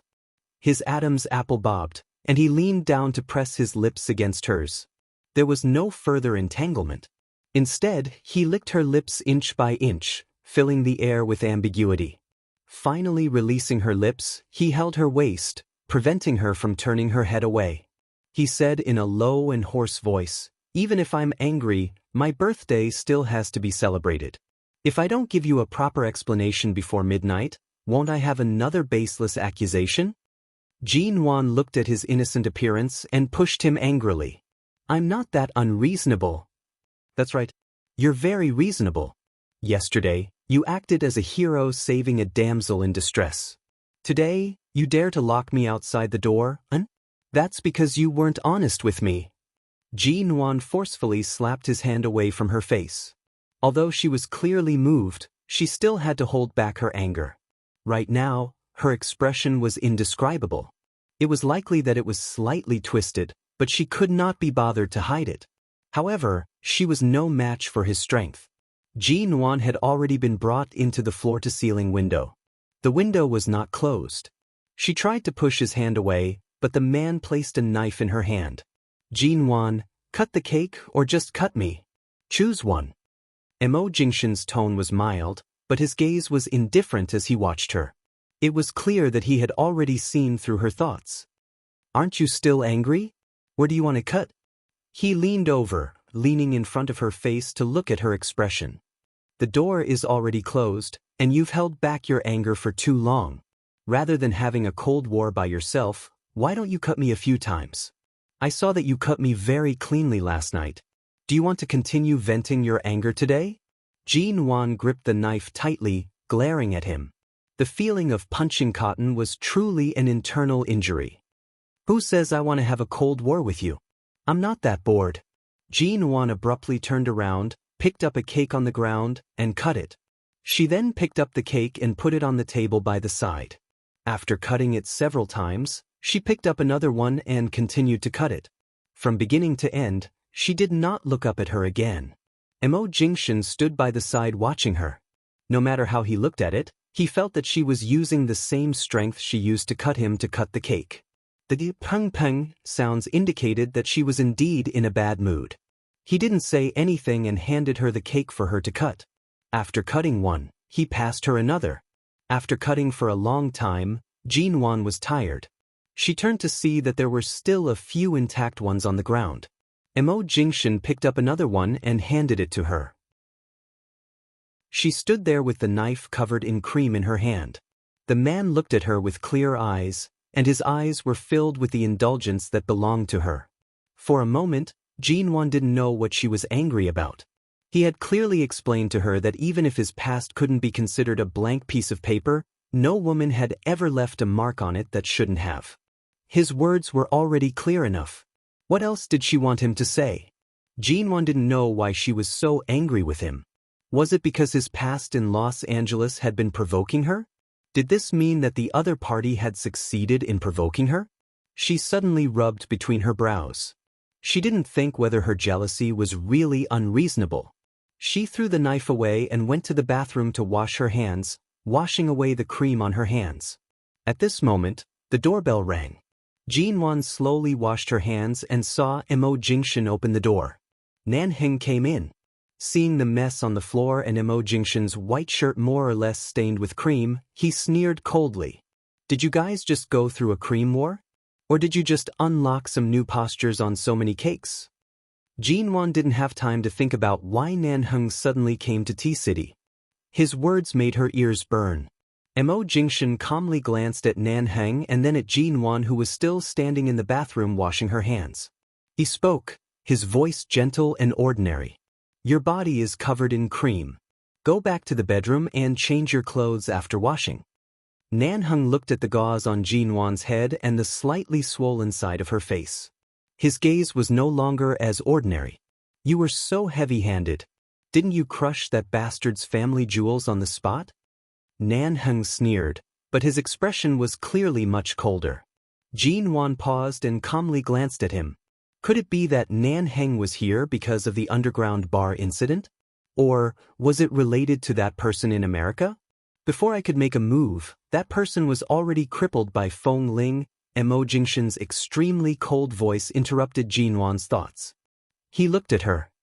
Go back to the room and change your clothes. That person was not only crippled by Feng Ling, but Jin Wan also almost killed him with her own hands. Wasn't that even more bloody? Jin Wan knew that Nan Heng was in the arms business, and she also knew that his relationship with both the underworld and the underworld was not simple. The reason why Nan Heng came here was most likely because the people who were dealt with last night were all from T-City's underground bar. Perhaps there was some connection between them. Jin Wan did not wish to hear any more about those people from last night. She glanced at them, wiped her hands, and went back to the bedroom. Seeing Jin Wan step into the bedroom with the cake and mess on the floor, Nan Heng felt that Jin Wan seemed to be angry today. Although she didn't say it, when she closed the bedroom door, she made a loud noise. Nan Heng raised his brows, looking at Mo Jingshan with an indifferent expression. What's the matter? Did you manage to save her and release her temper? Mo Jingshan ignored him. He casually unbuttoned his shirt and calmly asked, What happened in Los Angeles? What happened? Isn't it obvious? Because of your pressure, Elder Su locked his precious granddaughter up at home. Su Shui was merely used by that person. She dared to come to the country to cause trouble. She is indeed courageous. But it's not like you don't know what kind of power the Su family is relying on. Nan Heng spread his hands. But speaking of which, are you really willing to do it? That person guarded you for an entire year while you were still recovering from your injuries. There seemed to be an undercurrent surging in the air. Mo Jingshan's usually gentle face revealed a biting sharpness. His tone was cold and heavy.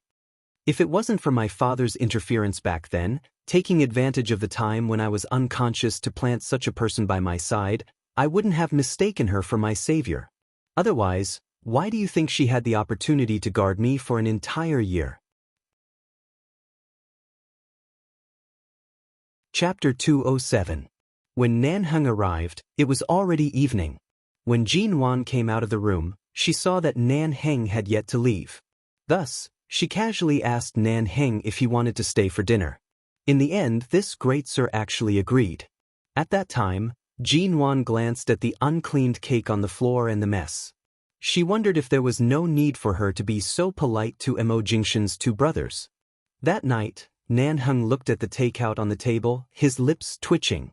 So, the last time you went to Old Chin's place, you personally made a sumptuous meal, and now that you're here, you can only eat takeout?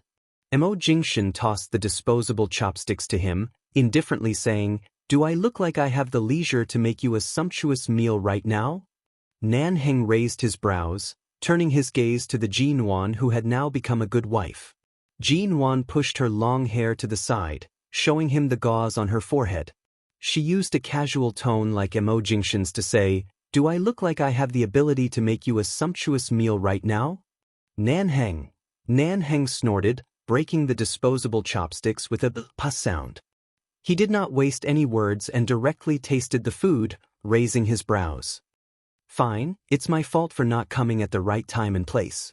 Thankfully, this hotel's chef skills are not bad. It's barely edible. This was T-City's most famous hotel. It was said that the dishes were famous in the country. Yet, at Nan Heng's place, it was barely edible? Jin Wan also picked up her chopsticks. After taking a bite, she felt that this man was the one who said one thing but meant another. It was clearly so delicious. She had just sat down when she saw that Mo Jingshan had also come over. She paused and subconsciously began to add food to Nan Heng's bowl.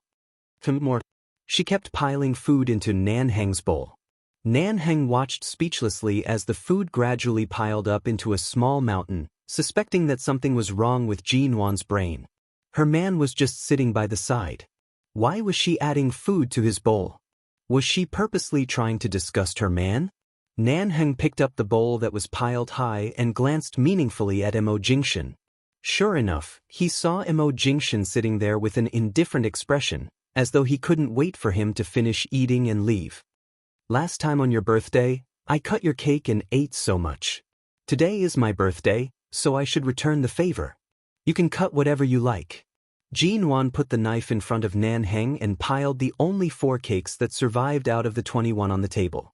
Although it was a gradient, the last few cakes were pink to red, and they were all very bright colors. Nan Heng took a look at Jin Wan, picked up the knife with a faint smile, and casually pointed at the 4 cakes. Finally, he looked at the last big red cake and the pair of dolls in wedding suits made of black, white, and red chocolate. He picked up the knife and was about to cut it from the middle. Try cutting it. Mo Jingshan's tone did not change.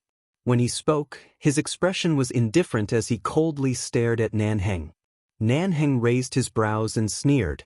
Jin Wan said I can cut it as I please. Mo Jingshan's gaze casually shifted to the other 3 cakes, meaning that if he wanted to cut it, he would cut the other 3. If he dared to cut this cake with dolls, he would definitely not live to see the sun tomorrow morning. Nan Heng sneered and put down the knife. Fine, I'm not the birthday boy. Besides, I'm really not interested in things like cakes. Jin Wan indifferently responded. What a coincidence, I'm also not interested in cakes recently. Nan Heng smiled mockingly. If you really don't want to eat it, I'll throw it away for you when I leave. Before he finished speaking, Mo Jingshan directly picked up the mouth of a fish from the takeaway box and threw it into his bowl, saying coldly, "Eat." Nan Heng looked at the fingernail-sized fish mouth in his bowl. Did he want him to shut up? He suppressed his laughter. Your woman doesn't plan to eat this cake at all. It's clear that the 2 of us are not interested in sweets. If you don't throw this cake away, are you going to keep it at home and seal it as a fossil? Mo Jingshan raised his eyes and said coldly and indifferently, Do you have a problem with me keeping it as a fossil? Don't care about him. More. Jin Wan suddenly picked up all kinds of delicious food and put it into Nan Heng's bowl. She raised her voice and interrupted, What else do you like to eat? I'll help you pick it up. Nan Heng looked at Jin Wan's expression with a forced smile and did not say more. Even though he did not usually like to eat meat, he still gave her face and ate some of the food in his bowl. He gave Jin Wan another look. It went without saying that she dared to throw a tantrum with Mo Jingshan, but he did not have the ability to pick a fight with Mo Jingshan here. It was possible for him to cooperate with her and make things difficult for Mo Jingshan. The result was that Nan Heng was chased out before he could finish his bowl of rice that was piled up like a mountain. Before he could eat his fill, he was almost disemboweled by Mo Jingshan's cold dagger. As if this was not enough, he even had to clean up the unfinished takeout box. In the end, Mo Jingshan even added a cold word, scram. TSK, he finally understood what Qin's sighting meant when he said they were going to torture him to the point of Stockholm Syndrome. It was indeed quite King inhumane. Tomorrow was Monday. Logically speaking, Jin Wan should return to T University to continue her classes. However, Mo Jingshan did not seem to have any intention of returning to High City. It was likely that she would be resting in the condo tomorrow. Jin Wan sat on the bed in the bedroom, holding a business management textbook in her hands. She planned to roughly read through the contents of Professor Lin's lecture tomorrow. The spacious bed was soft, and the temperature in the room was adjusted. Although T-City hadn't entered winter yet, there was the sound of wind blowing tonight. Compared to the sound of the wind outside the window, this moment of silence actually gave one a sense of tranquility and security. Whether the true sense of security came from the warmth of this room or from the man living in this condo with her, she could not be bothered to think about it. The man pushed the door open and entered, breaking the silence in the room. His long legs took steady steps as he walked towards her without saying a word. The woman who was reading on the bed raised her head. Her expression was calm, and the unhappiness from before was gone. Her voice was light and emotionless. I'm returning to T University to attend classes tomorrow. The man furrowed his brows, coldly replying, No.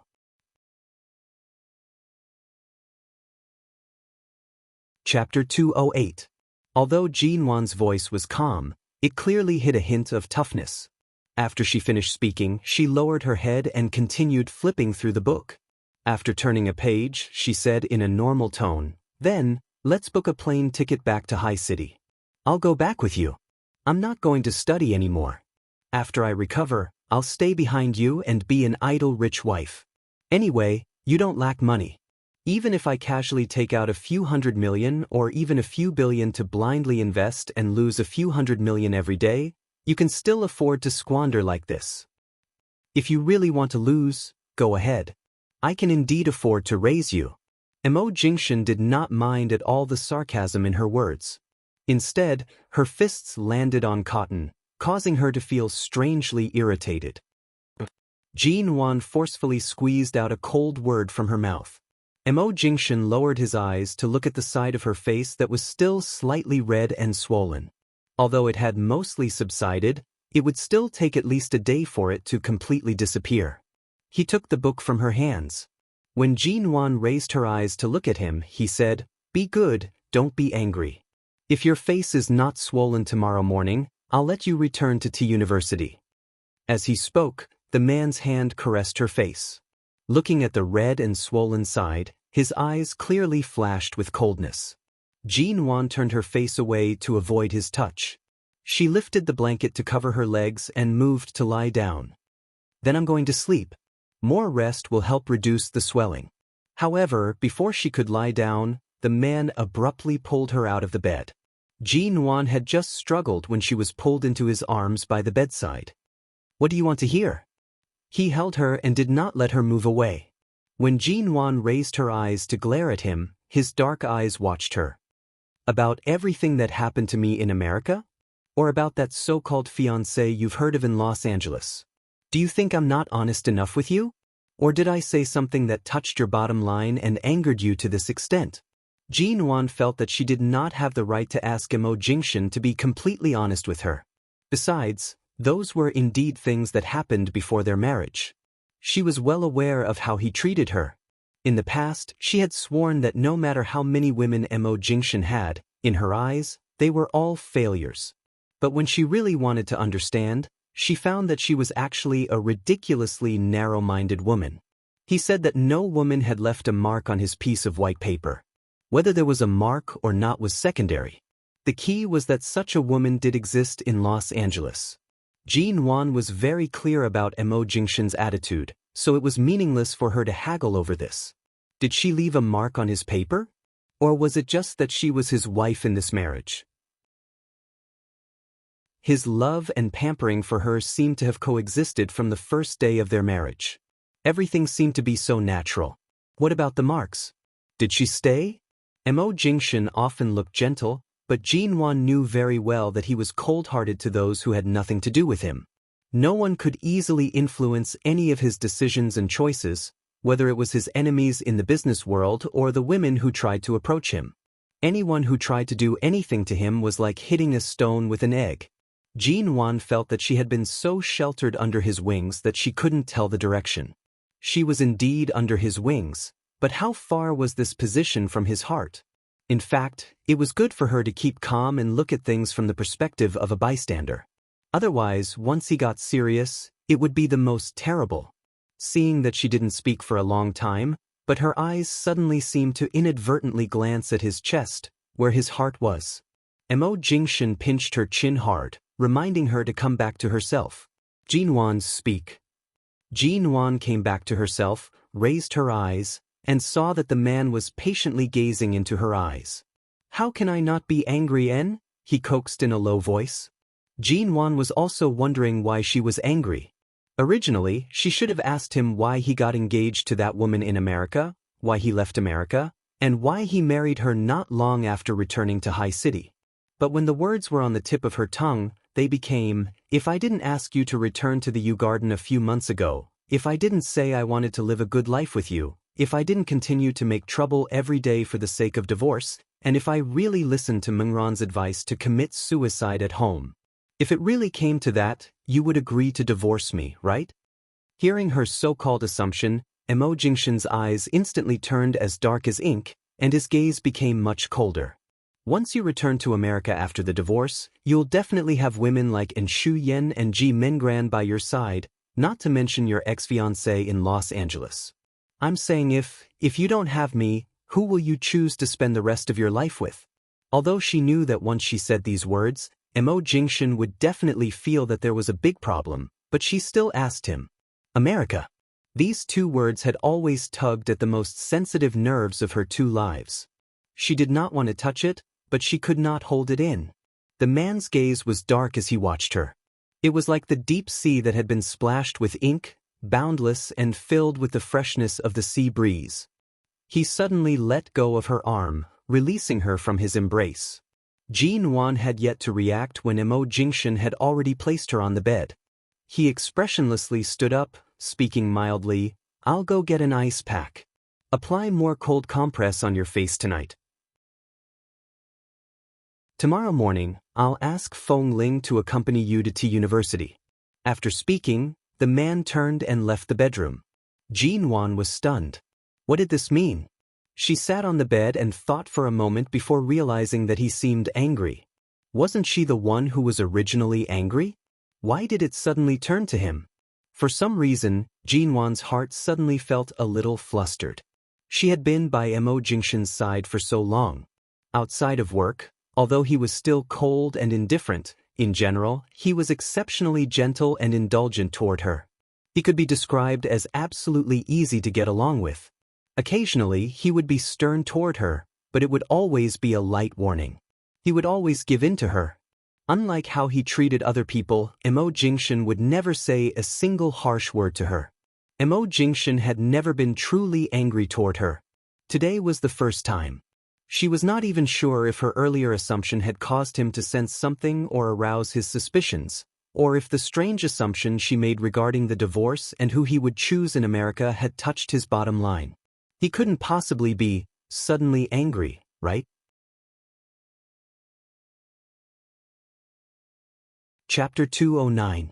This was the first Cold War in a long time. Jin Wan resisted the urge to go out and take a look. She shut herself in the bedroom and refused to step out. The next morning, she took a shower in the bathroom. She saw that the scar on her face was almost unnoticeable. She only needed to put on a layer of foundation to hide it. Only the gauze on her forehead was slightly noticeable. She planned to find a nearby hairdresser to cut her fringe to cover it. Anyway, her hair was of good quality and grew quickly. When the scar on her forehead gradually faded, her fringe would grow back. It would not affect her appearance at all. The living room was quiet. Jin Wan changed her clothes and walked out. The moment she opened the bedroom door, she was met with a pair of eyes. Mo Jingshan met her gaze calmly. He sat in the living room. It seemed like he had not slept all night. Jin Wan stood by the door and watched him. He did not seem to have any intention of making a sound. If Jin Wan had not come out and seen him, who knew how long he would have sat here? Facing Mo Jingshan, the atmosphere was so heavy that she instinctively held her breath. At this moment, Feng Ling opened the door and entered. Clearly, she had received Mo Jingshan's notice to send Jin Wan back to T University today. However, the moment Feng Ling entered, she sharply sensed the undercurrent between the two of them. She stood by the door in a daze and was about to turn to leave when Mo Jingshan called her back. "Send her to T University." Feng Ling paused and could only turn back. She saw that Jin Wan had already changed. Although there was a wound on her forehead, she seemed to be in good condition. However, the living room was eerily quiet. In the end, Feng Ling spoke up. "Madam, Mr. Mo has arranged a temporary transfer for me in T University's business department. From today onwards, I can follow you around in school. Don't worry, I'll do my best to keep a low profile. I won't let others know that I'm your bodyguard and won't affect your normal life." "Temporary transfer? Then you'll live with me in T University?" Jin Wan looked at Feng Ling. Hearing that Jin Wan still planned to live in school and not return to the condo, Feng Ling subconsciously turned to Mo Jingshan, who was sitting on the sofa. The man on the sofa did not speak, as though their conversation had nothing to do with him. "I'll follow wherever you live," Feng Ling replied. Jin Wan did not speak again. Her eyes seemed to inadvertently drift toward the sofa. In the past, Jin Wan didn't understand.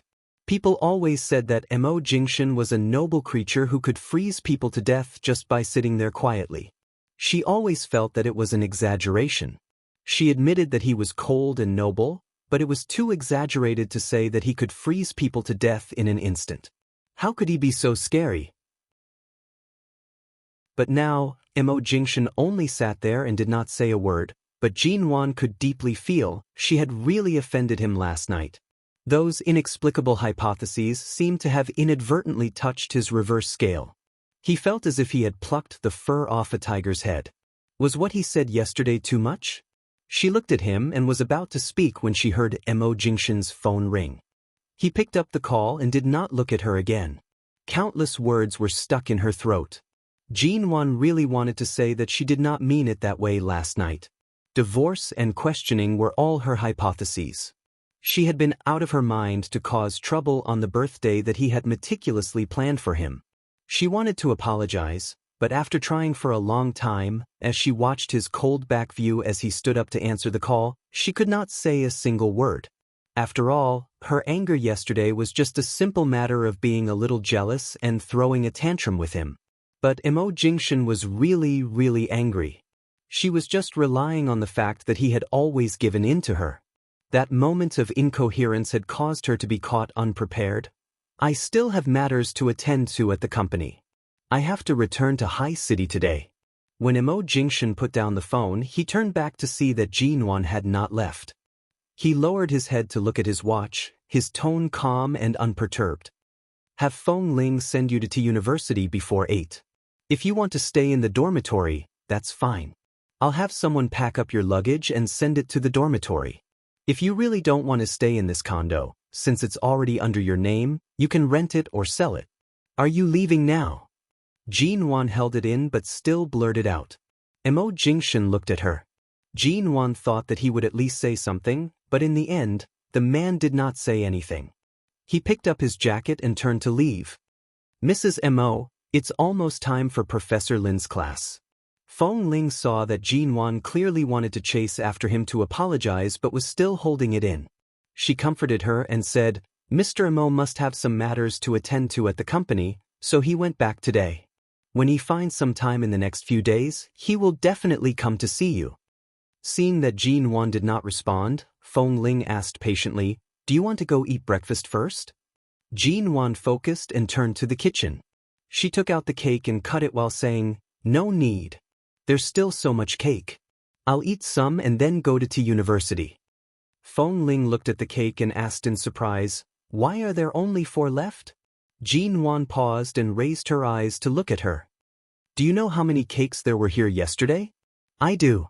On Saturday night, I saw Mr. Mo come. I was surprised at first, but I later learned that he arrived that morning and flew over from High City overnight. He specially booked a nearby bakery and spent the whole day making 21 cakes of different sizes and colors for you. Yesterday, I sent the cakes and roses over with the bakery staff. Feng Ling saw that Jinwan's figure seemed to have been petrified and realized that she had said something she shouldn't have. She immediately stopped talking. On Friday night, he flew over from High City. On Saturday night, he brought her back from the bar and took care of her for an entire night.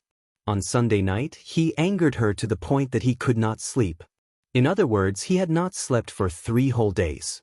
Jinwan did not speak. She cut open the reddest cake and gently picked up the pair of chocolate figurines on top.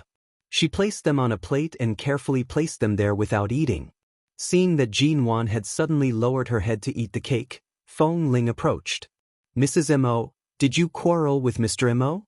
However, the moment she approached, she saw that Jinwan's eyes were red as she ate the cake with her head lowered.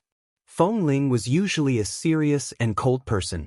When she saw that Jinwan, who had never shed a single tear, had her eyes red as though she was about to cry but was holding it in, Feng Ling immediately panicked. Afraid that she would really cry, Feng Ling frantically passed her tissues to her. Jinwan shook her head and avoided Feng Ling's hand. I'm fine. Then should I send you to university now? Chapter 210. All right. Feng Ling glanced at her once more before retreating. Jinwan recalled how she had cut the cake into pieces yesterday and how Mo Jingshan had passed it to her. Her heart felt as though it had been stung by bees. Right now, her emotions were complicated and indescribable. All sorts of feelings welled up in her heart. She wished she could rush to the airport right now to look for Mo Jingshan. But when she recalled how he did not even spare her a glance earlier, her heart felt as though it had been stung by 100 bees. After Feng Ling sent Jinwan to T University, Jinwan kept considering whether she should return to High City. In the afternoon, Mo Jingshan should have already landed in High City. She felt even more anxious, and her mind wandered off for a long time during class. After class in the evening, a sudden rainstorm wreaked havoc in T City, causing the airport to be temporarily closed. All flights that night were delayed. Jinwan had no choice but to temporarily give up on her plans to return to High City. She wanted to calm her restless heart and wait for Mo Jingshan to cool down before returning. That night, the moment Jinwan returned to the dormitory, she saw that Su Xue's bed was already empty. Ling Feifei had placed her luggage on the empty bed, intending to use it as her spare bed. "Jinwan, where have you been these past 2 days?" Ling Feifei sat by the bed, applying skincare and wiping her face while glancing at Jinwan through the mirror. Jinwan did not reply. "Aya, you cut your bangs?" Ling Feifei asked again before turning to look at Jinwan seriously. Bai Wei also glanced at Jinwan. "It's quite pretty. Jinwan, you already have the beauty of a fairy. Your skin is also good, and after cutting your bangs, you look like an underage high school student. Aren't you afraid of being abducted?" Hearing these words, Ling Feifei, who had always claimed that her beauty was not inferior to Jinwan's, immediately became unhappy. "Jinwan's looks are only SOSO. Isn't it too much to praise her as a fairy?" Bai Wei ignored Ling Feifei's words. Seeing that Jinwan had been quiet ever since she entered, as though she had something on her mind, she decided to keep quiet and did not disturb her. "Aya, by the way, Jinwan, you haven't been around these past 2 days. You don't know what happened to Su Xue, right?" Ling Feifei's mouth seemed unable to stop moving as she suddenly brought up another topic. Jinwan looked at her and asked, even though she already knew the answer, "What happened to her?" "Well, didn't you see that everything on the bed is gone?" Ling Feifei glanced at the bed that Su Xue was sleeping on. "I don't know what happened. Yesterday, many police officers suddenly came to T University. At the time, no one saw what happened. However, that very night, Su Xue suddenly left. It seemed like she had taken a leave of absence from school. Not even a shadow of her was seen. She disappeared without a trace. Professor Lin didn't tell us the reason either. Afterward, the dormitory's belongings were also removed. It was as though she had never entered T University before." Jinwan glanced at the empty bed next to her. "Isn't Su Xue on good terms with you? Do you know why she left?" Ling Feifei stared at Jinwan with a gossipy expression. She could not wait to interrogate her for some information. "You clearly know that Jinwan won't be around these 2 days. Why are you asking so much? How could she possibly know? She and Su Xue haven't known each other for that long." Bai Wei said indifferently. Ling Feifei snorted. She disliked how Bai Wei always spoke against her. The 3 of them in this dormitory were completely from different worlds. After Su Xue left, would her bed be unoccupied? Hopefully, no one else would come. Otherwise, she would have no place to store her belongings. 8 in the evening. Ling Feifei was just about to place her belongings on the bed when Feng Ling appeared in front of the dormitory door. The 3 women stared at the short-haired woman who had suddenly appeared in the dormitory. Jinwan was actually quite surprised. She did not expect that Feng Ling would directly move into her dormitory. Did she really plan on being inseparable 24 hours a day? Had the incident that night scared Feng Ling out of her mind? When Bai Wei heard that a new temporary transfer student would be arriving today, she was not too surprised. However, she was still intimidated by Feng Ling's aura. Ling Feifei originally glanced at the door disapprovingly. She saw that Feng Ling was dressed in a black lady's t-shirt, black jeans, and black leather boots. She was only carrying a black travel bag. She did not look like a daughter from an illustrious family who had received proper upbringing. She was especially disapproving and did not even plan on giving up the bed opposite her. "Why is there another one?" Ling Feifei said mockingly. "Why does Professor Lin accept just anyone? It's fine if she's the manager of a small studio. But now, even female gangsters from the underworld can learn business management from Professor Lin? Don't speak so much. Is there a need for you to comment on what kind of students Professor Lin accepts?" Bai Wei frowned and reprimanded her. Ling Feifei rolled her eyes toward the door. "In any case, our dormitory is already full. This bed can't be emptied either. Go live in another dormitory. She's definitely here because of Professor Lin's arrangements. Why are you trying to coax her?" Bai Wei really could not stand her. "Bai Wei, why are you always rebuking me? Can't you see that I have so much luggage that I don't have anywhere to put it?" Ling Feifei was unhappy. Bai Wei smiled coldly. "I can't stand it. Who cares if you can't stand it or not? In any case, this bed is mine. 3 people are enough for this dormitory. I have to speak to Professor Lin. He can't let anyone else stay here." Ling Feifei appeared to be unwilling to give up the bed no matter what. Feng Ling coldly glanced at her. Jin Wan was still wondering if she would be able to adapt to living in such a dormitory. She wondered if she should just return to the condo with Feng Ling. At this moment, Feng Ling walked in. She placed the black travel bag in her hands on Su Shui's bed. Just as Ling Feifei abruptly stood up and was about to ask her to take the bag away, she kicked the pink luggage off the bed. "What are you doing?" Ling Feifei was startled. She stared in disbelief at the various clothes that had fallen out of the luggage. She directly cursed with a shrill voice, "You dare to kick my things? You've dirted my luggage and clothes. Can you afford to compensate me? You've taken up my bed and wasted my time. Can you afford to compensate me?" Feng Ling coldly retorted. Under Ling Feifei's furious gaze, she sat down on the bed. Without even glancing at her, she only said coldly, "Feng Ling, 23 years old. Since 200X, you've been the national martial arts champion for 3 consecutive years. You have a black belt in Taekwondo. Champion in Los Angeles in women's single combat. Coach of America's 11 base. Please advise me." The moment her words landed, the dormitory fell into a strange silence. Bai Wei and Ling Feifei stared at Feng Ling. Their eyes were about to fall out of their sockets. Ling Feifei appeared as though she had swallowed a fly. She could not say a single word. Chapter 211. As the saying went, evil people would be tortured by evil people. This was probably the logic. Ling Feifei was so angry that she abruptly got off the bed to pick up the luggage from the ground. She glared fiercely at Feng Ling's face, but the latter only glanced at her coldly. Ling Feifei immediately shrunk her shoulders and bit her lips. She unwillingly brought the luggage back to her own bed.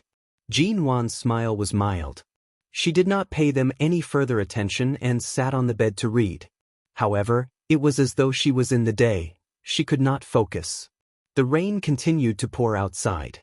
In order not to affect Jin Wan's normal life in T University, Feng Ling did not take the initiative to greet her. Right now, Ling Feifei and Bai Wei's attention was focused on her. Jin Wan could sit quietly on the bed for a while. A black belt in Taekwondo is already very impressive. There's actually martial arts and shooting? Bai Wei looked at the black-dressed Feng Ling with some surprise and attempted to chat with her. Feng Ling indifferently glanced at her. She remembered that Jin Wan had told her about the 2 roommates' situations and personalities. She nodded slightly at Bai Wei. She did not look at her coldly, nor was she overly warm. It could be considered a simple greeting. Ling Feifei sat by the bed and muttered softly, "This is a female dormitory. Professor Lin actually allowed a tomboy to stay here. I'm starting to suspect her sexual orientation. In the future, even if I shower and change my clothes, I probably won't be able to return to the dormitory." Feng Ling appeared as though she did not hear anything. She kicked the trash can that had appeared by the bed aside. "Whose is it? Take it." Ling Feifei turned to look, and her expression turned even more ashen. She was about to scold her when she raised her eyes to meet Feng Ling's gaze. She bit her lips harshly and angrily dragged the trash can that had almost been kicked over back to her bed. She unwillingly scolded softly, "Lunatic." The next day, due to the heavy rain yesterday, the weather was slightly chilly. After class, Jinwan returned to the apartment outside the school to retrieve her coat. Even before she opened the door, Jinwan still held onto a sliver of hope that Mo Jingshan might not have left yesterday. Perhaps he had changed to an afternoon flight and was also delayed in T-City by the heavy rain. After all, Mo Jingshan had never been angry with her. Perhaps he did not want to hold it against her for now and thus ignored her. As long as she sincerely explained to him when they met again, the door was pushed open, and 2 suitcases were placed neatly in the living room. Other than that, there was no one else. Standing at the door, Jinwan's heart sank. Previously, he said that if she wanted to stay in the dormitory, he would order someone to pack her luggage and send it to her. It was up to her whether she wanted to rent or sell this apartment. He was indeed a man of his word. Her luggage should have already been packed yesterday, but because of the heavy rain, it was not delivered to her. Unwilling to give up, she searched every room again and found that all traces of Mo Jingshan's birthday celebration had been erased. The traces of fireworks on the balcony, the thick scent of cream wafting through the room, the uneaten cakes in the kitchen, and the chocolate doll she had carefully placed in the tray had all been taken away. Nothing was left. Jinwan silently sat on the sofa and looked at this room that was half familiar and half strange to her. The scene of Mo Jingshan accompanying her to watch television and pressing her against the window and kissing her 21 times suddenly seemed like a dream. The warm and comfortable apartment was only filled with the faint scent of air freshener. Everything made her feel distant and unfamiliar. Feng Ling was still waiting downstairs. Jinwan composed herself and carried the suitcase out alone. The suitcase was very heavy, and it took some effort to carry it. When she reached downstairs, Feng Ling saw the luggage in her hands and rushed over. "Mrs. Mo? My luggage. I don't know if the dormitory cabinets will be able to fit it," Jinwan calmly said. Feng Ling furrowed her brows. "Although Mr. Mo is angry with you, there's no need for you to make things so difficult for yourself. This apartment is under your name. It's fine if you leave your luggage here. There's no need to bring it all to the dormitory." Jinwan's bones were still somewhat stubborn. It was only now that she completely realized that Mo Jingshan was being serious with her. What exactly did I say to provoke him? Divorce? Or did she ask him who he would choose to spend the rest of his life with? Jinwan carried the suitcase to the car with some difficulty. Seeing that Jinwan was also a little stubborn after being provoked, Feng Ling helplessly glanced at her and turned to help her carry it. "No, I'll do it myself." Jinwan avoided her hand and carried the luggage into the car herself. Then Jinwan leaned against the car and panted for a while. There were only various tumbling emotions in her mind. In the end, she suddenly took out her cell phone and glanced at it. In the recent call history, she found Mo Jingshan's private cell phone number. After staring at it for a long time, she suddenly called him. However, after the call went through, the cell phone only beeped, and Jinwan's heart seemed to be shaken. She then turned to look at the suitcase in the car and abruptly hung up the phone. Feng Ling watched from the side. Why did she feel that when Jinwan was calm and rational, everything was fine? But when she really encountered a problem, she was like a little woman who had just learned to fall in love. The first time she got angry, the first time she quarreled, she suddenly became disorganized, and she didn't know how to reconcile. Even she could tell that if Jinwan really called him right now and said a few words to him, Mr. Mo's anger would definitely be appeased. But clearly, this was only a bystander's view. Jinwan was lost in love and lost her direction. Although the phone only rang once, Jinwan was certain that the call went through. After about 10 minutes, her cell phone remained silent. There was no call back, nor was there any message. Feng Ling had already boarded the car. She saw that Jinwan was leaning against the car in a daze. "Mrs. Mo, are we still leaving? Let's go." Jinwan lowered her eyes, placed her cell phone in her pocket, and returned to the car. Feng Ling's hand was on the steering wheel. She turned to see that Jinwan's expression clearly showed that she was in a bad mood. Are you sure you want to bring the luggage back to the dormitory? This condo? Take it first. Even if the condo is under my name, I didn't buy it. Leave it empty first. We'll talk about it later. Actually, Mrs. Mo, you and Feng Ling, my head hurts. I'm going to sleep for a while. Wake me up when we reach T University. Although she knew that T University was not far from here and that it would only take a few minutes to drive, Jinwan still closed her eyes and leaned her head against the car window, no longer speaking. Your head hurts again? Did you really get a concussion from the collision that day? Let's go to the hospital?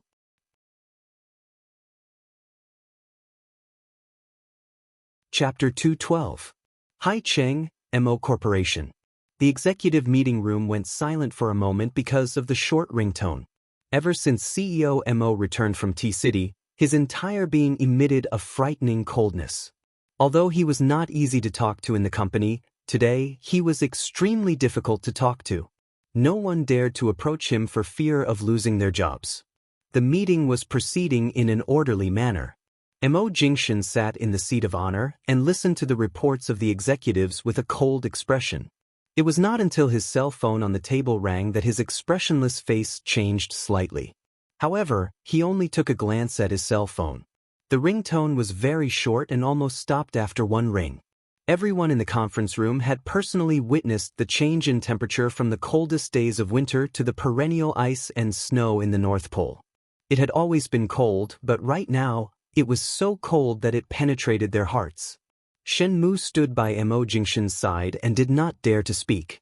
Earlier, he saw Mo Jingshan's phone light up. It was Jinwan's number. However, the strange thing was that CEO Mo did not make any movements to answer the call.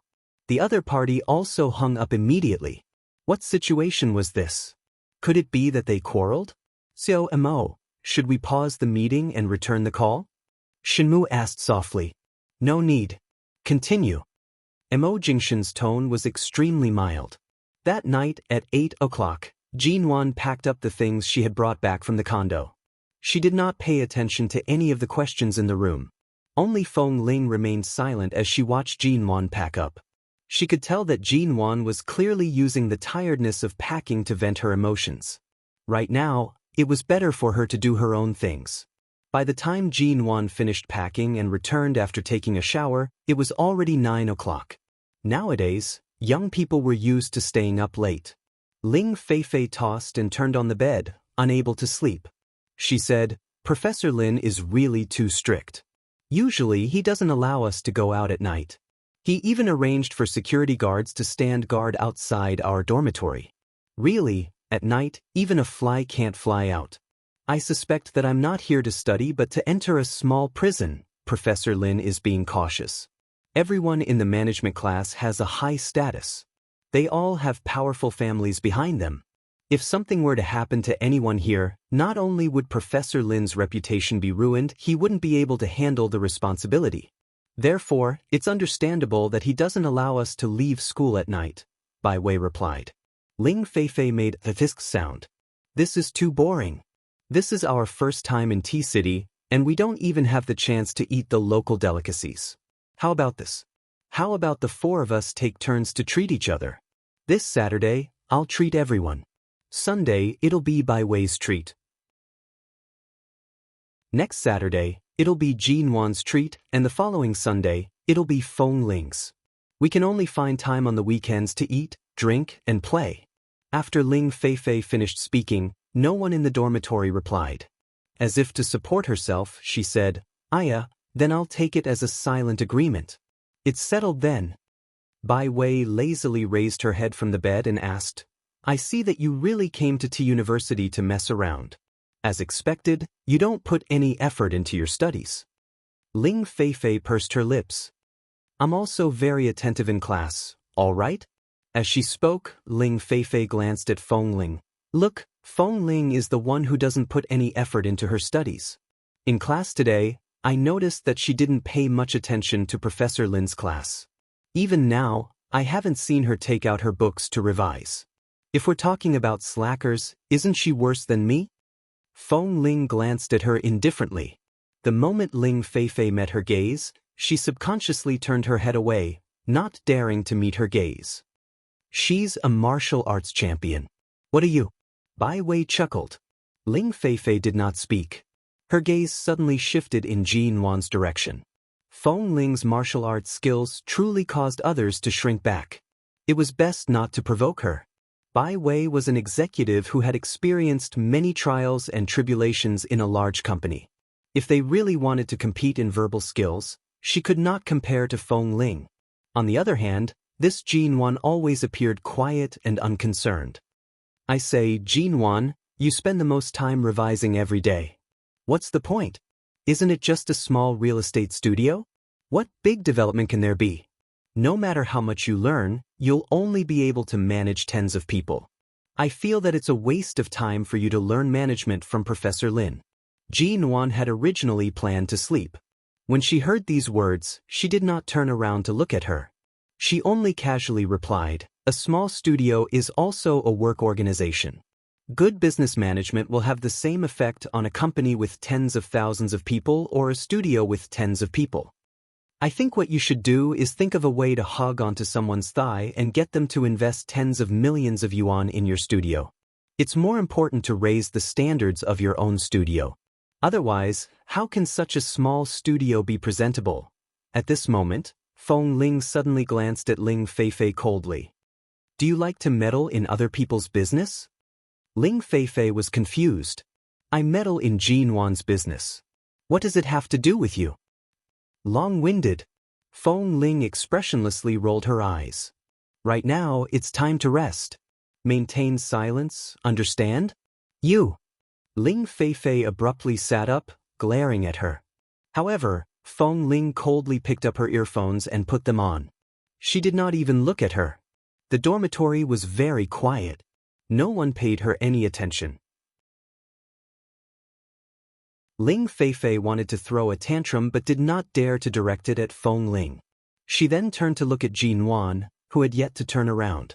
She felt that this cold and unapproachable Feng Ling was always faintly protecting Jin Wan. She was only the person in charge of a small studio.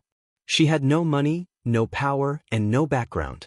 Yet, her popularity was actually quite good. The dormitory finally returned to silence. Jin Wan closed her eyes for a moment. Although it was quiet, she could not fall asleep. She opened her eyes again. Today, it was not raining outside. However, T-City's weather was indeed cold. The sound of the air conditioner in the dormitory was not loud. However, in such a quiet environment, it was especially obvious. The whooshing sound made it difficult for one to fall asleep. The lights in the dormitory were also turned off at 9:30 p.m. Jin Wan picked up her phone in the darkness and opened the screen to take a look. There was still not a single call. There was not even a single text message. In the darkness, the brightness of the phone screen was slightly blinding. Jin Wan opened up her recent call history and looked at the call she had made to Mo Jingshan in the morning. She was sure that she had really made the call.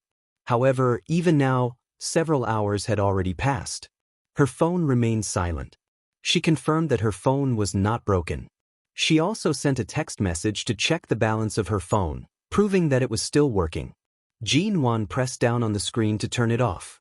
Not long after, she turned it back on. She repeated this for a long time. Chapter 213. Jin Wan's phone, which originally had quite a bit of battery, was constantly switched on and off until it ran out of battery. Although Feng Ling was wearing earphones, her gaze was focused on this side. She wanted to say something and have Jin Wan call Mo Jingshan to stop this stalemate. However, seeing Jin Wan's expression, she thought about it and decided not to say anything. On the weekend, Ling Feifei insisted on treating everyone to a meal. No matter how they tried to push it away, she insisted on treating everyone to a meal. She said that she wanted to build up their relationship. Even if it was only for 3 months, they could still be considered roommates. What do you want to eat? Ling Feifei saw that Bai Wei and Feng Ling were ignoring her and decided to hold Jin Wan's arm to ask. Jin Wan originally wanted to avoid her, but this Ling Feifei was too clingy. Furthermore, they would be living together for more than 2 months. No matter what, she did not want to make things too awkward on the surface. Thus, she did not move and casually said, "Anything is fine. Anything is fine. There's an Italian restaurant near T University. I heard that the boss is a famous chef with 3 Michelin stars. How about I treat you guys to that restaurant today?" "Sure. Anyway, you're treating. You can decide what to eat. I don't mind." Bai Wei was more casual. Feng Ling saw that Jin Wan's attitude had always been very tolerant. She guessed that Jin Wan had always treated Ling Feifei as a spoiled and immature young lady and could not be bothered to fuss over it. She did not bother with these matters. Since Jin Wan did not reject, Feng Ling could only casually reply, "Whatever." Seeing that everyone had agreed, Ling Feifei said, "Then it's settled. This time I'll treat you guys. There's no need to fight with me over the bill. Just do as I said earlier. We'll take turns. Next time, you guys can treat me to a better meal." After coming to T University, this was the first dormitory gathering. Although they were not too enthusiastic, they still gave each other some face. When Ling Feifei treated them, the Italian restaurant they went to cost about 1,000 yuan per person. The 4 of them spent more than 5,000 yuan. And this was after everyone allowed Ling Feifei to order whatever she wanted. They barely ate much, but it was already very expensive. The next day, Sunday, Bai Wei invited the guests back. She took them to another very famous sushi restaurant in T-City. In recent years, sushi had become very popular within the country. The price and quality varied, but this place was indeed not bad. It was a high-end and luxurious restaurant, and the few of them spent $6,000 to $7,000. Every time they ate, Ling Feifei would be very lively. She would always try to find a topic to talk about, but no one would pay attention to her. She would always pick on Jin Wan. After all, in her eyes, Jin Wan was just a small character.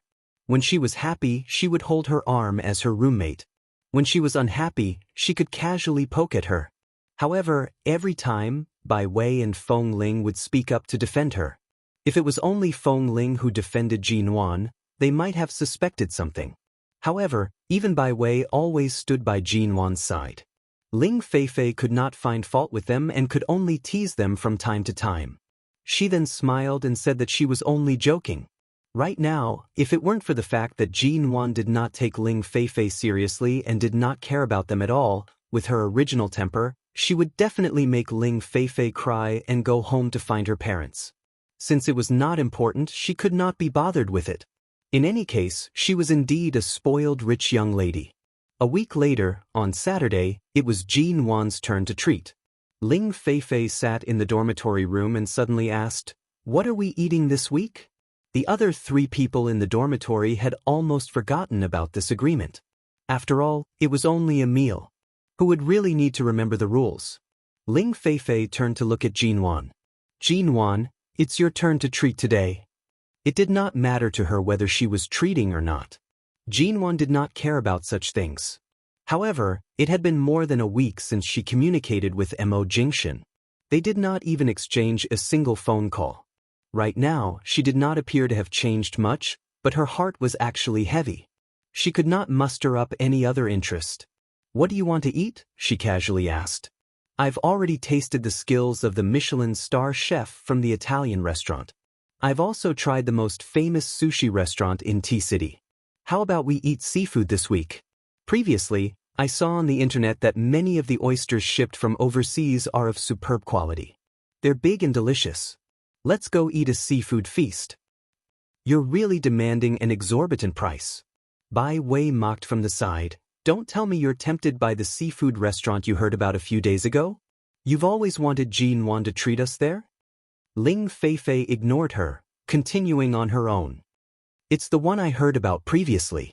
How about we go there to eat?" Jin Wan calmly glanced at her. That seafood restaurant's prices were indeed not low. For the 4 of them to eat together, and it was a seafood feast that Ling Feifei had specially ordered, it would cost at least 10,000 yuan. Although none of the people in this dormitory lacked money, Ling Feifei did not live the life of a commoner. She never ate anything that cost tens or hundreds of yuan. Whenever she went out, she would either eat a palace-set meal or eat expensive, flashy, but impractical, luxurious food. Jin Wan knew that when she was once so arrogant, she was only spoiled when dealing with people. She had not spoiled herself to this extent. Seeing that Jin Wan had no objections, Bai Wei spread out her hands. You guys decide. I'm fine with anything. Feng Ling did not speak but did not reject. In the end, the few of them went to the seafood restaurant that Ling Feifei insisted on eating at. The moment they sat down, they originally agreed to order a seafood feast. However, after ordering, Ling Feifei said that she did not feel like there was a main course and that seafood was not enough. She tugged the waiter over and ordered many other dishes. That's enough. This is enough for us. How much can a few women eat? Do you still want to order? Bai Wei said. I already said that I want to eat oysters. Although this restaurant's oysters are expensive, they were all flown in from overseas. They're especially fresh. It's rare for us to come here, so we have to eat our fill. Ling Feifei ignored her and continued to order what she wanted. Jin Wan placed her phone on the table and only occasionally chatted with Bai Wei. Her gaze occasionally shifted to the phone that had remained silent for more than a week. Occasionally, she would retract her gaze and look toward Ling Feifei, who was seated opposite her, still talking to the waitress. After ordering, all the food was served. Bai Wei could not help but complain when she saw that aside from the set meal, there were so many dishes. You ordered so much. If you have the ability, eat them all. Aren't there 4 of us? Besides, Feng Ling practices martial arts. You must eat a lot, right? Ling Feifei turned to look at Feng Ling. Feng Ling did not even raise her eyelids. She coldly said, I'm allergic to seafood. You guys eat. I'll just order a bowl of noodles.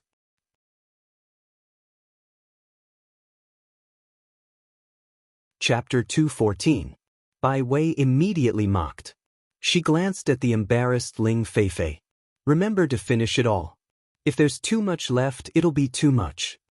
Anyone could tell that she was trying to trick Jin Wan. She clearly could not finish it, yet she still ordered so much. In the end, she really could not finish it. Not to mention the extra dishes, even the seafood feast set meal was only half eaten. Bai Wei watched Ling Feifei mockingly the entire time. Ling Feifei coughed but did not speak. Are you all full? As the one treating today, Jin Wan did not eat much. After taking a sip of fruit juice, she calmly asked. I'm full but there's so much left. What a waste, Bai Wei said. It's fine.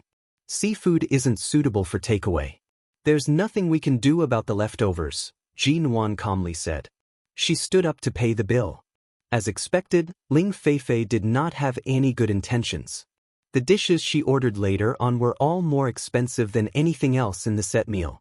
Who could imagine that 4 women with small appetites would spend more than 20,000 yuan on a meal in a seafood restaurant?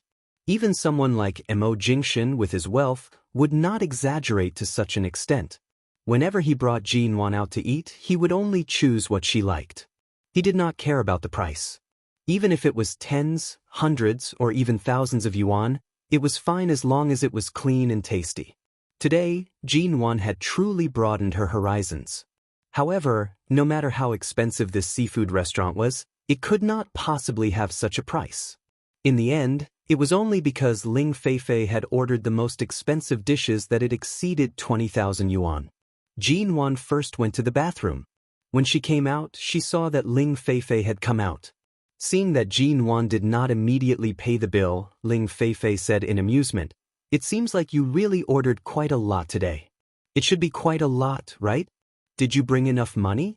Do you have enough left on your card? Jin Wan glanced at her. Before you ordered, you didn't even consider if I had enough money. Are you planning to pay for me now? Ling Feifei immediately smiled mockingly. We agreed that you'll be treating today. I've already treated you. How can I treat you again? If you really can't afford it, you can discuss it with the owner of the restaurant and see if you can pay on credit. After speaking, Ling Feifei smiled as she picked up her bag and headed to the door to wait. Clearly, she did not plan on standing with Jin Wan. She did not want to embarrass herself if Jin Wan really wanted to buy on credit. Bai Wei, who had also walked out from behind, heard their conversation and approached to ask, Jin Wan, do you really have enough money? Jin Wan smiled. Don't worry. Wait for me outside. Bai Wei wanted to offer to help Jinwan pay for it, but seeing from Jinwan's expression that she did not need their help, she did not ask further. She only glanced at her with concern. The waiter at the counter heard their conversation and looked at Jinwan suspiciously. "Miss, do you really want to pay on credit? We don't accept credit here. If you don't have money, you can ask your friend to pay for it." The waiter had yet to finish his words when Jinwan casually placed the card on the counter to cover his mouth. In truth, 20,000 yuan was not much. However, Ling Feifei's earlier mockery had caused the waiter to think that Jinwan really did not have much money. In the end, when he saw the gold card she had taken out, he recognized that it was impossible to obtain this type of card without a deposit of 5 million yuan. He did not dare to speak further and nimbly swiped the card to settle the bill. Jinwan initially planned to take out the black card that Mo Jingshan had given her. Usually, she was used to using this card. However, right now, she still took out the card that belonged to her that was placed below the black card. After settling the bill, Feng Ling walked over and glanced at her. People like Ling Feifei should find time to cover her head with a gunny sack and throw her into a corner to give her a good beating. Otherwise, she'll forever treat her stupidity as innocence and not know the immensity of heaven and earth. Jinwan curved her lips into a smile.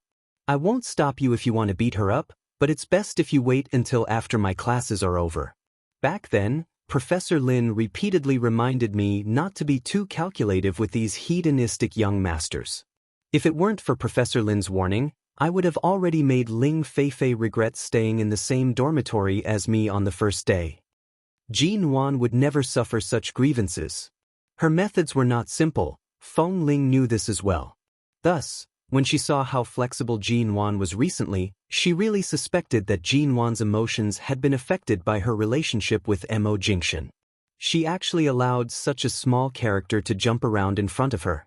As they walked out of the seafood restaurant, Ling Feifei was not surprised that Jinwan had paid the bill. She thought that Bai Wei and Feng Ling must have helped her pay quite a bit. She continued walking out with her head held high. That aura made it seem as though the three following behind her were her little attendants. Before returning to T University, they passed by a large department store. There was a custom-made gown shop downstairs. Ling Feifei suddenly said, "That's right, before we graduate, it seems like we'll be able to make it to T University's 100-year anniversary. Have you guys prepared the gowns?" Bai Wei calmly replied, "There's still 2 months before the anniversary. What's the rush? Since there's a shop here, let's go in and take a look." Ling Feifei took the initiative and walked in. Feng Ling had already lost her patience with this rich young lady. She frowned as she stood outside the door. However, since they came out together and there was still some distance from T University, they still entered. Women naturally had no resistance to gowns. Initially, Bai Wei did not want to look, but after entering, she discovered that the gowns here were indeed not bad. Thus, she walked in with Ling Feifei. A staff member poured several cups of water and placed them on the coffee table in front of the sofa. Feng Ling sat on the sofa and did not leave. Bai Wei and Ling Feifei went to another high-end gown viewing area. Jinwan sat on the sofa and glanced out the window. When she saw a black ghost speeding by, her gaze faltered. However, that ghost was not a limited edition model. The license plate was also not one she was familiar with. It was merely a ghost brand, and there were many similar cars in this city. However, the one she was most familiar with would never appear in this city. Jinwan took a sip of water and placed the cup down. She stood up and said, "I'm going to walk around." Feng Ling glanced at her and subconsciously wanted to follow her. However, when she saw that Jinwan was only casually walking around the shop, she gave up on following and continued to sit on the sofa without moving. This shop could be considered T-City's flagship store for custom-made gowns. The designs of the gowns were all extraordinary, and the prices were not low. Jinwan walked in front of several fixed models. She saw a gown that was meticulously made of silver thread and raised her hand to gently touch the silver thread. Chapter 215. Due to the Ji family's status in High City, be it in terms of wealth or power, they were all considered high class. Although Jean Wan showed off her abilities in the upper class, she had always believed in one principle: when she was outside, or in front of people who did not understand her, the best way to protect herself was to not expose her wealth. After coming to T-City, she did not wish to bicker with these kinds of people too much. Another reason was to seek peace and quiet, preventing others from inquiring about all sorts of things. However, at this moment, her hand had only just touched the corner of the silver-threaded gown.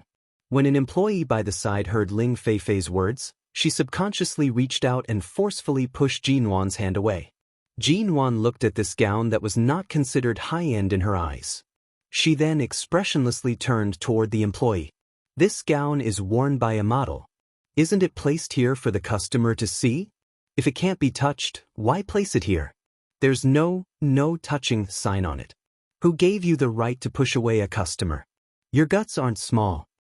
The employees in this gown store had all gone through a series of professional training. This employee had truly been rash earlier.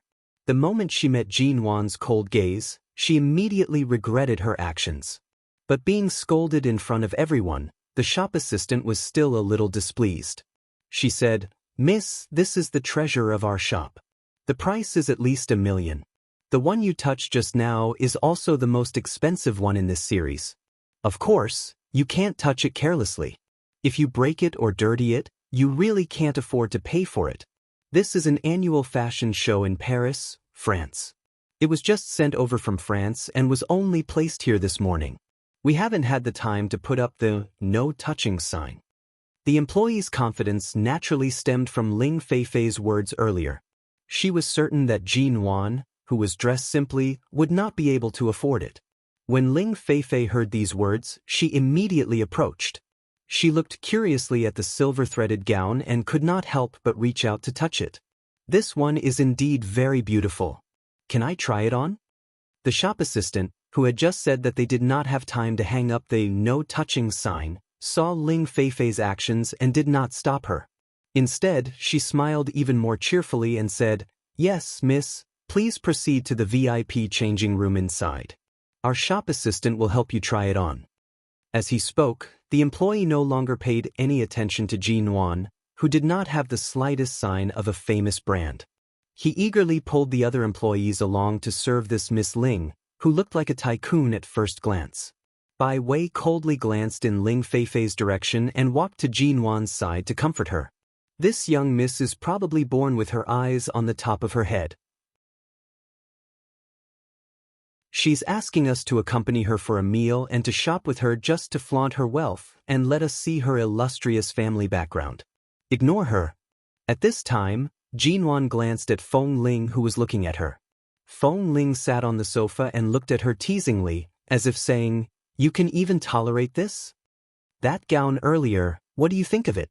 Jean Wan calmly withdrew her gaze, turning to look at Bai Wei by her side. Bai Wei raised her brows. "It's all right. It's indeed beautiful, but it's a little expensive. However, if it's a new model from the Paris fashion show, it's definitely worth the price." "Do you plan on attending the 100th anniversary?" Jean Wan asked. "If time permits, I'll attend. It's rare for me to have a few months of time to return to my student days after entering the workforce. Back then, I didn't have the chance to attend such a 100th anniversary event. This time, I'll just treat it as a perfect ending to my pitifully simple student days." Bai Wei spoke with a smile. She looked at Jean Wan. "What about you?" Jean Wan did not reply. She calmly glanced at the other gowns around her and calmly said, "Speaking of which, that gown earlier is quite suitable for you. That gown is more mature and elegant. Ling Feifei's figure is too petite, and her aura is unable to support that gown. If you wear it, you'll definitely be stunning." Bai Wei heard these words and immediately chuckled. "Forget it. It's just a school anniversary. It's enough for me to dress appropriately and generously. Even if I become an executive in a foreign company, my annual salary would only be a few million. There's no need to spend so much money on a beauty contest. It's obvious that Ling Feifei has been spoiled rotten by her family. We're definitely not people from the same world as her." The two of them casually chatted, from the gown to the school anniversary, and from the school anniversary to Professor Lin's teaching methods. Not long later, Ling Feifei came out wearing the gown. It was as Jinwan had said. Ling Feifei's figure was on the smaller side and could not support the elegance of this gown at all. Although she had purposely found a pair of 10-centimeter high heels to wear, making her appear taller, she was still unable to support it. How is it? Does it look good? Ling Feifei stood in front of them and turned around proudly.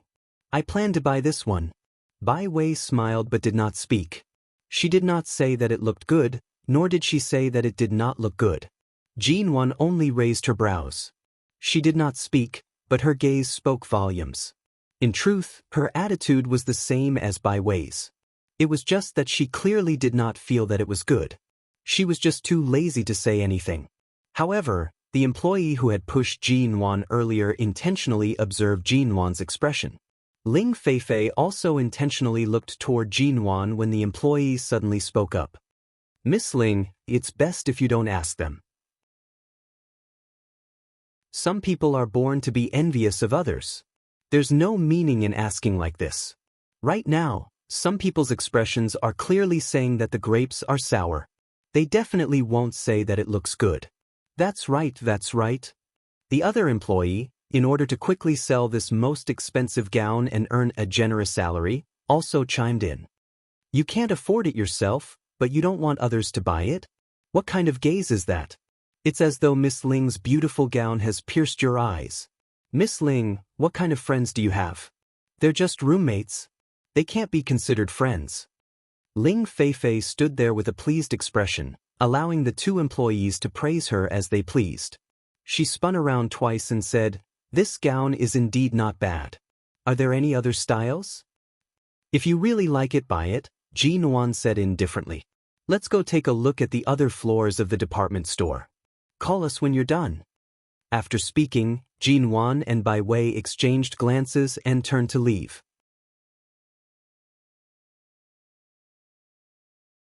Chapter 216. She truly could not stand Jinwan's nonchalant attitude even though she clearly had no money. She directly mocked and ridiculed her. Jinwan's footsteps paused. She abruptly shifted her gaze to the arrogant shop assistant from the corner of her eyes. Feng Ling had already stood up. Earlier, she was preparing to head out with her. Right now, her gaze was playful as she watched Jinwan. She then glanced at the reckless shop assistant and felt that a good show was about to begin. Finally, Jinwan abruptly turned around and coldly glanced at the shop assistant behind her. Where's your shop manager? Why are you looking for the manager? The shop assistant did not seem to be afraid of her reporting them. She continued to sneer and say, Our manager isn't here to serve idlers like you. What can you do even if you call the manager over? However, due to Jinwan's request to see the manager, the shop manager, who was originally watching the commotion from the side, had no choice but to approach from the cashier. Miss, I'm sorry. May I ask what you need? The manager looked at her with a smile that did not reach her eyes. There was not a hint of respect for the customer in her eyes. Instead, because she had seen the entire situation, she knew that she did not have much ability and would not be able to cause any trouble. I have a complaint. Your shop's sales assistant has spoken rudely to the customer. First, she used her hands to push the customer.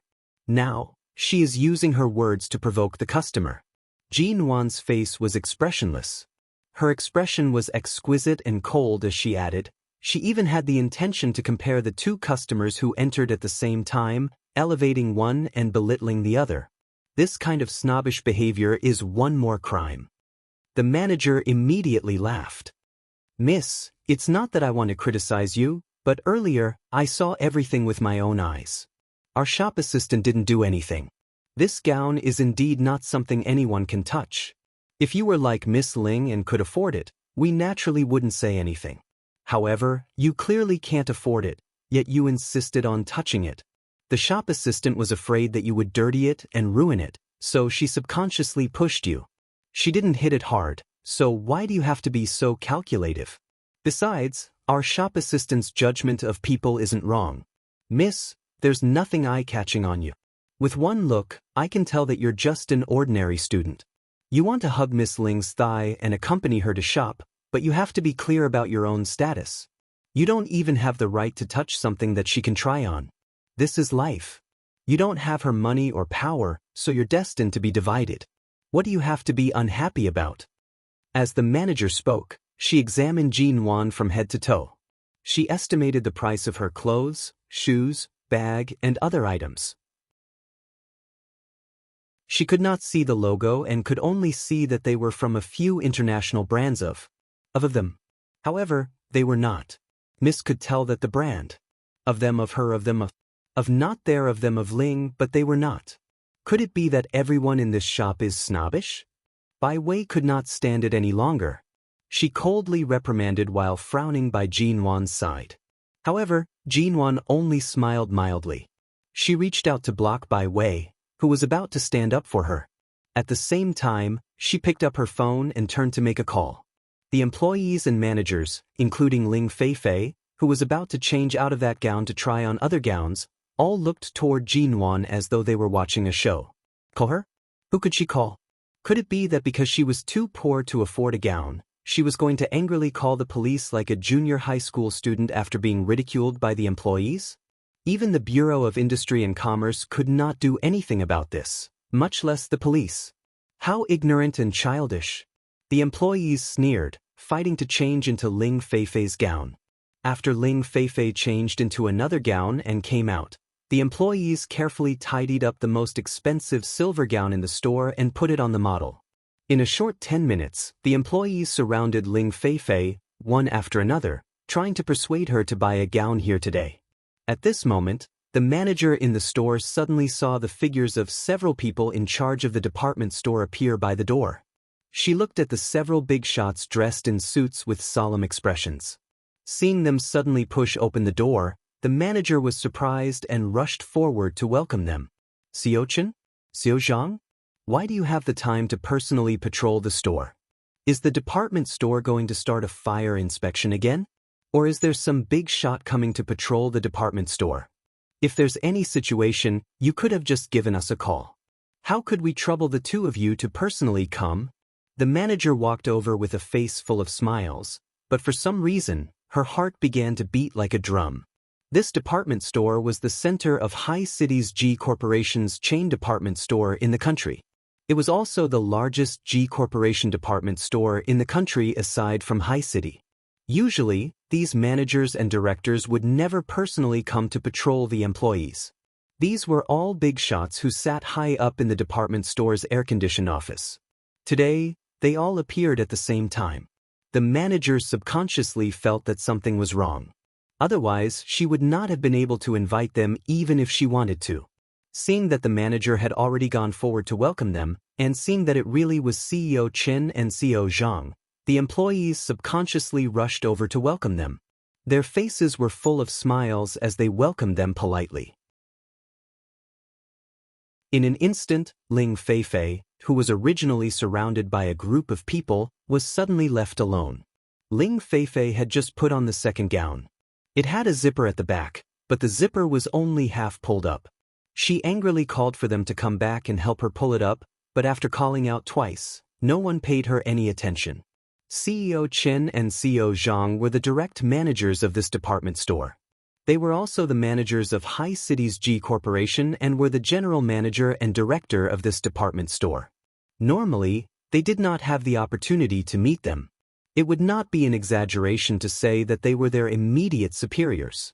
The other person who walked in after them was the brand manager of this VIP gown store. He was the person who could decide the life and death of all the employees in this store. Xiao Chen, Xiao Zhang. The manager saw that they walked in with straight faces and did not even glance at them. Her unease grew. Thinking back to the phone call she had made earlier, the manager subconsciously glanced in Jean Wan's direction. There were so many important people here. It couldn't be that they were really called here by her phone call, right? From Miss Ling's attitude, it was unlikely that she had such an ability. But for these immediate superiors to suddenly come personally, it could not be a coincidence. However, under the shocked gazes of everyone in the store, these immediate superiors suddenly approached Jean Wan.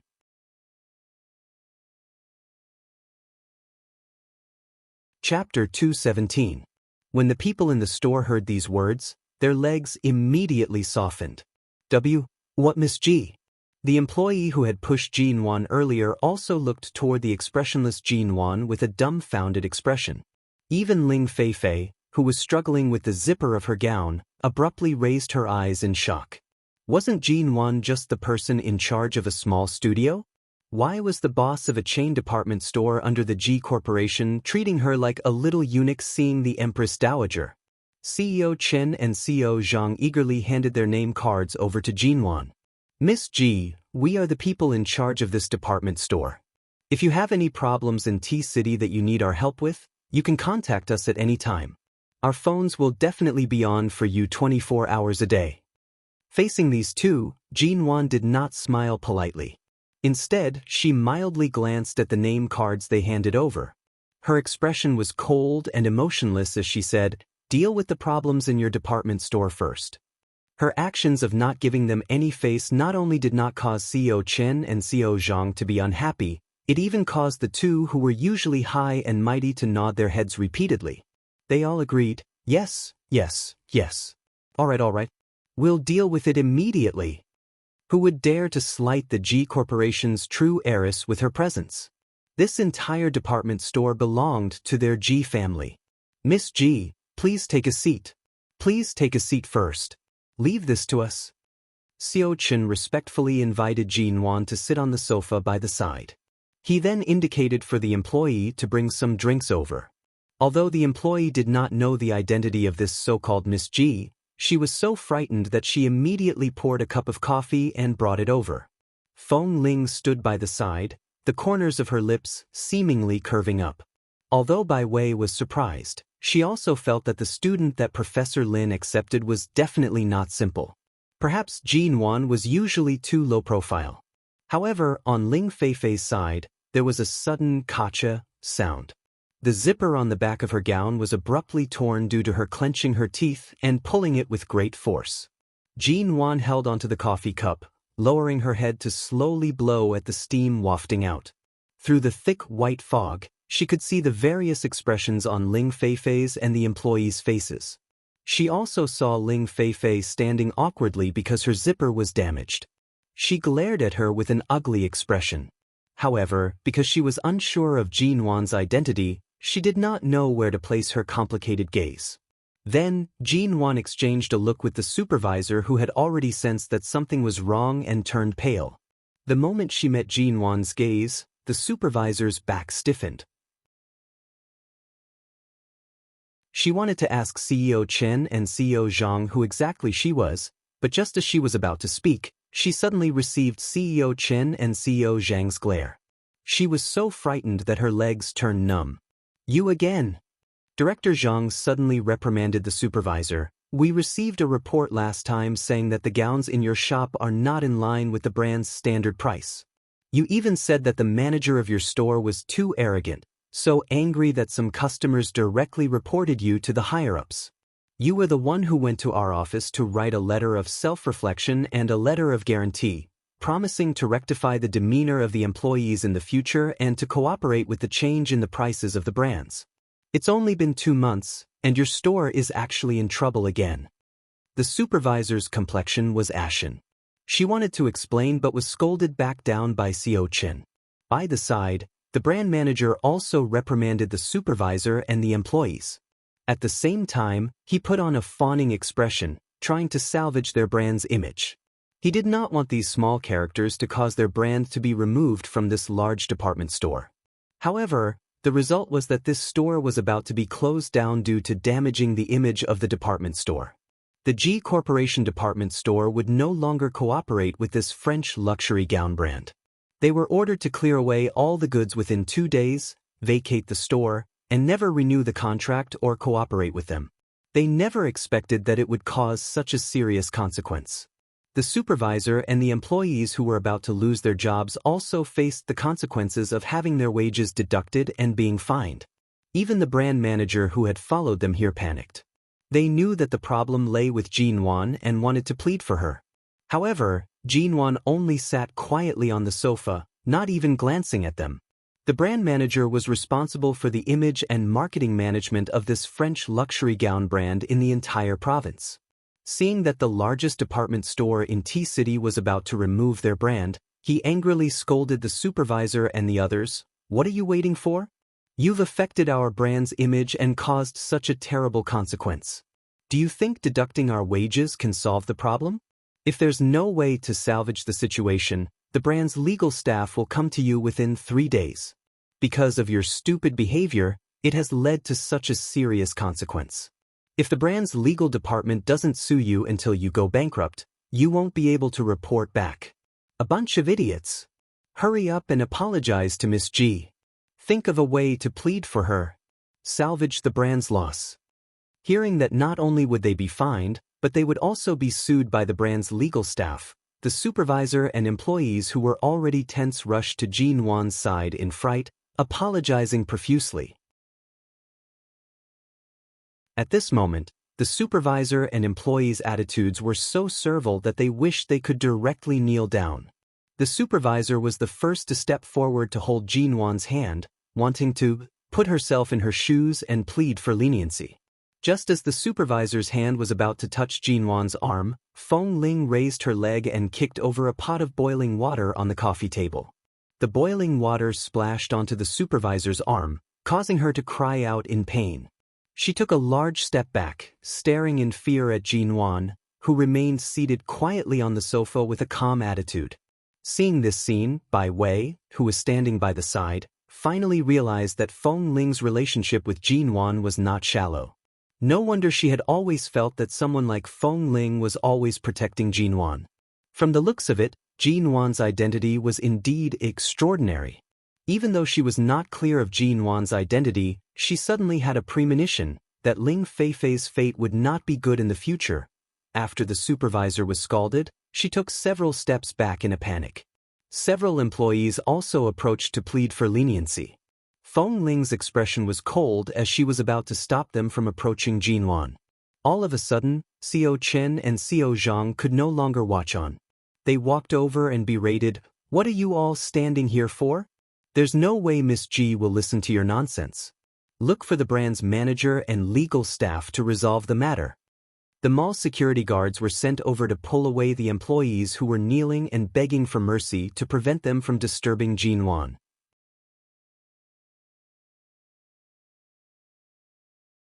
Chapter 218.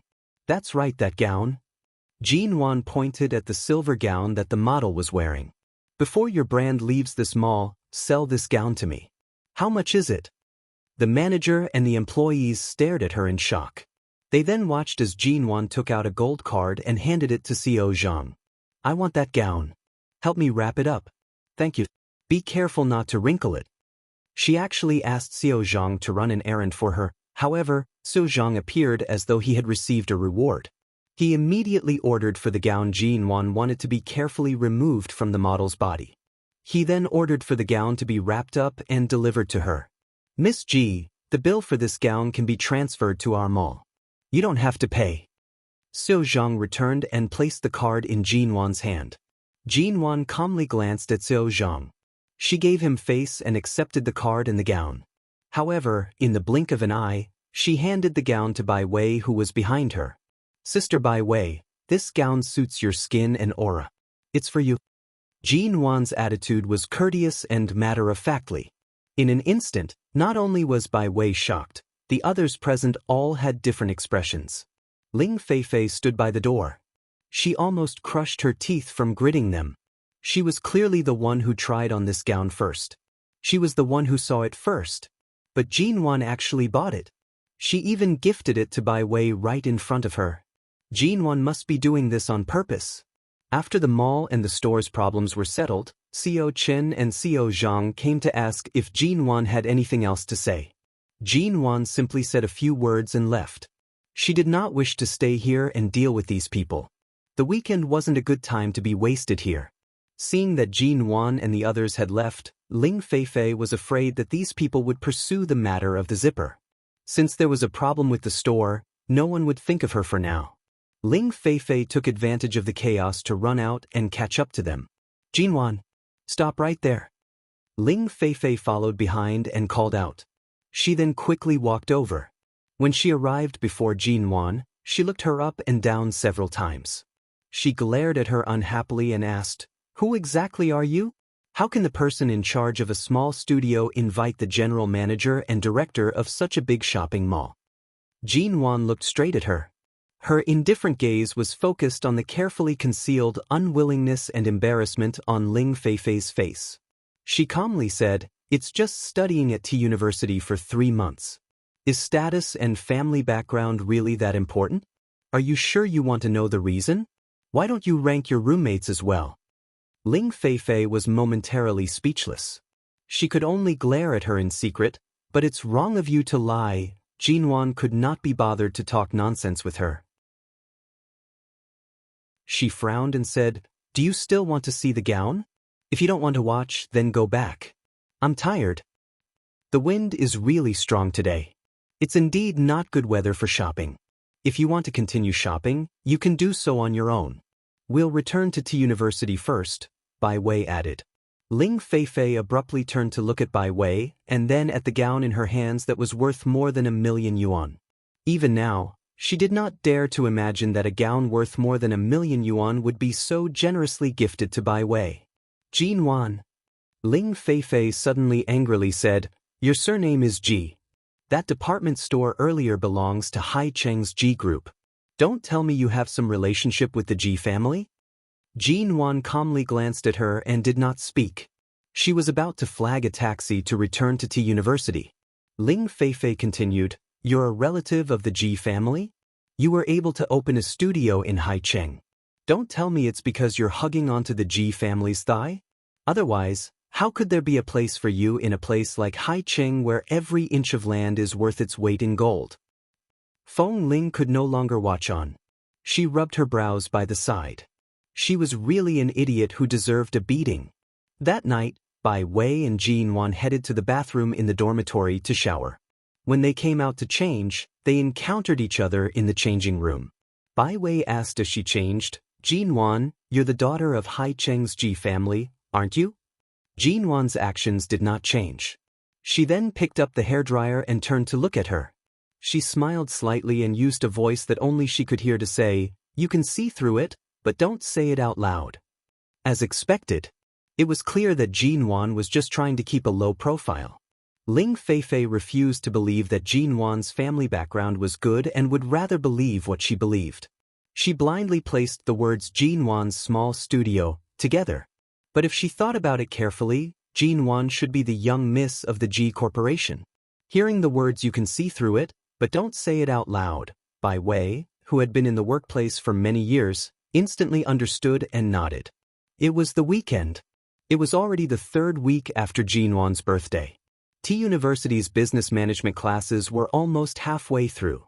Previously, Jean Wan had brought all of her luggage to the dormitory. However, she had left a power adapter for her laptop in the condo's study. She had forgotten to bring it along. After using the computer last night, Jean Wan searched for it for a long time and recalled that she had left it in the condo. Taking advantage of the weekend, she returned with Feng Ling to retrieve it.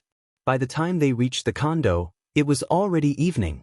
All the floors of the condo were already lit up. "Mrs. M.O." Feng Ling walked behind Jean Wan and softly said, "I previously contacted Shinmu. He said that Mr. M.O. was in Japan for a business trip last week and should have returned in the past 2 days. You and Mr. M.O. haven't contacted each other for almost a month.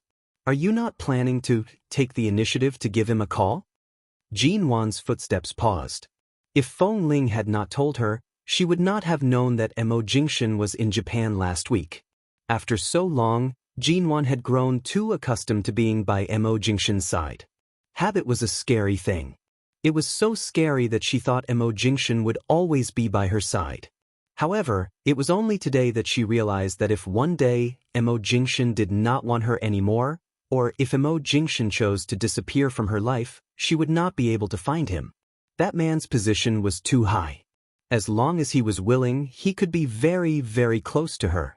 If he was unwilling, he could be very, very far away. Jean Wan did not speak and directly entered the condo.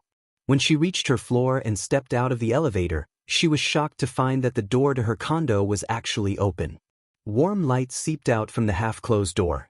Feng Ling's face lit up. She was about to ask if Mr. Mo had come when Jin Wan, who had been pretending to be calm, opened the door and quickly walked in.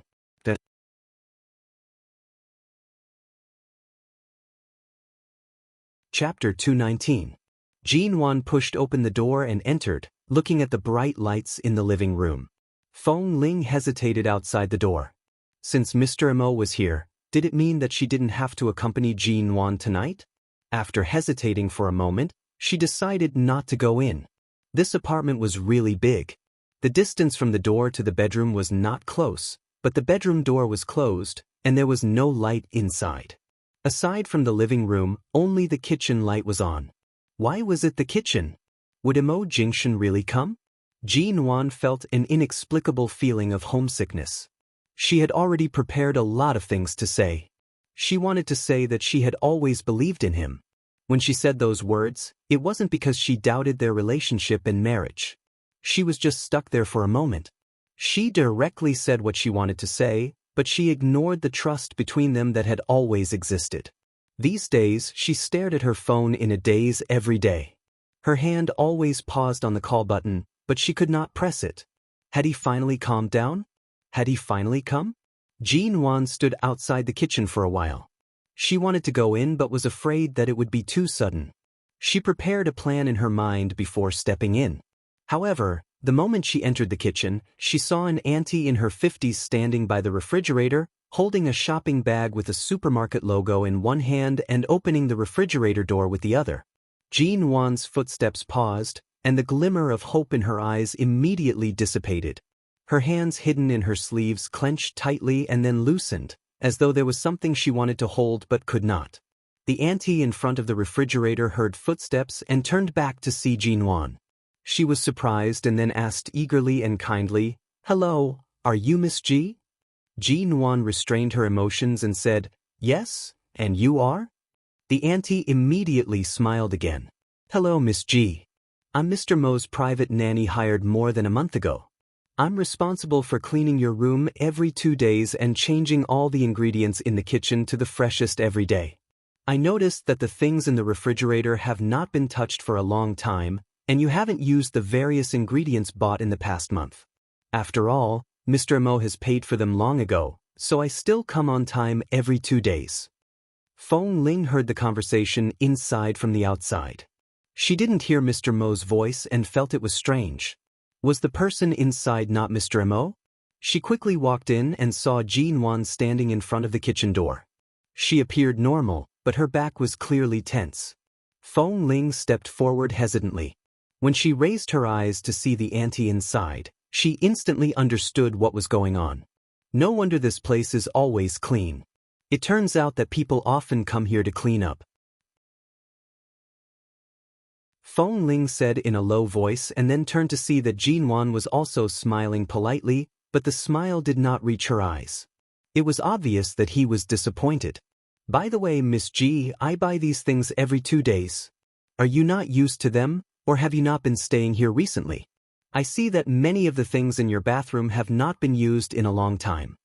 The auntie closed the fridge door and turned around to ask, "If you're not used to it, you can give me a list. In the future, I'll only buy what you like. No, it's true that I haven't lived here for a long time." Jin Wan's tone was flat, and she lowered her eyes to look at the clean and spotless floor. Oh, no wonder." The auntie nodded. "It's such a waste to keep the things you buy. If Miss G doesn't come to stay in the condominium, do you need me to send all the food I buy to T University in the future? Are you staying in the dormitory right now? It's not convenient to cook in the dormitory, and the food is also very casual. There's no need to go through so much trouble." Jin Wan calmly said, "Auntie, in the future, just come here on time to clean up. There's no need to buy anything. But Mr. Mo gave me a lot of money, it's fine. I just need to clean up." "Miss G, then this money." Seeing that Jin Wan was not in a good mood, Feng Ling directly spoke up.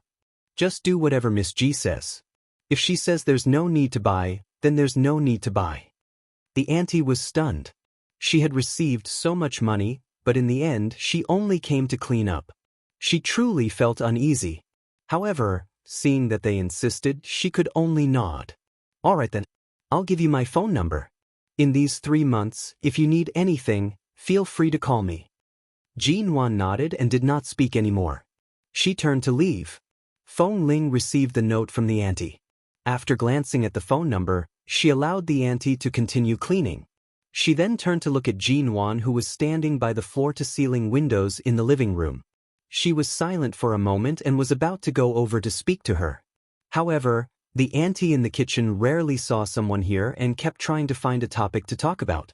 Feng Ling stood where she was and casually replied. Half an hour later, the auntie left. Jinwan was still standing by the window. Mrs. Mo, you came back to get the computer accessories, right? Feng Ling spoke up to break the silence. Do you still remember where you left them? I'll go get them for you, lest you forget when you leave later. In the study.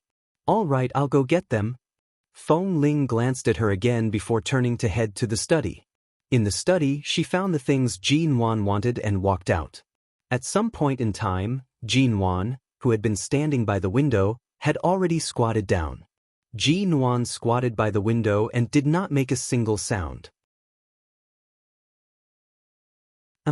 Feng Ling was about to speak when she hesitated for 2 seconds because of the scene before her. She suddenly took out her phone and secretly took a photo of Jinwan from this angle. She took a photo of Jinwan's desolate appearance as she squatted by the window. From this angle, she could not see Jinwan's expression. She could only see a lock of hair hanging by her cheeks. Her back view was thin and quiet. Like a child who had been abandoned by an adult by the side of the road, she did not know what to do. After taking the photo, Feng Ling stared at it for a moment and found Mo Jingshan's private number on her phone. She directly sent the photo to him.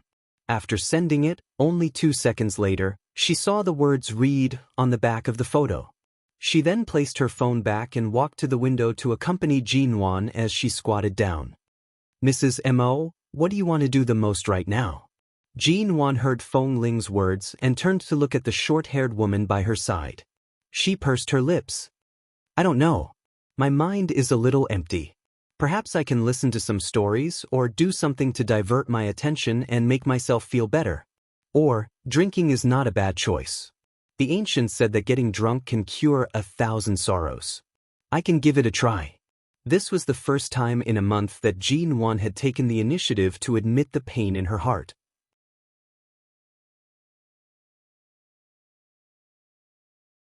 Chapter 220.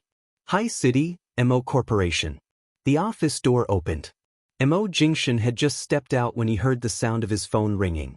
CEO Mo, our partner in Hong Kong, has been secretly making some moves.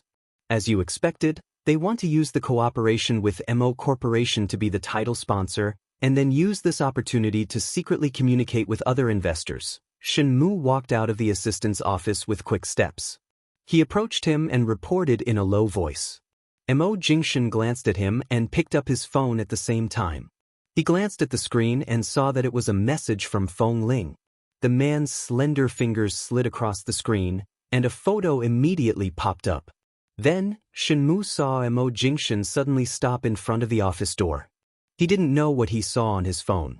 Shen Mu was about to step forward to take a curious look, but before he could see clearly, Mo Jingshan's phone screen had already darkened. What did you say earlier? Mo Jingshan asked.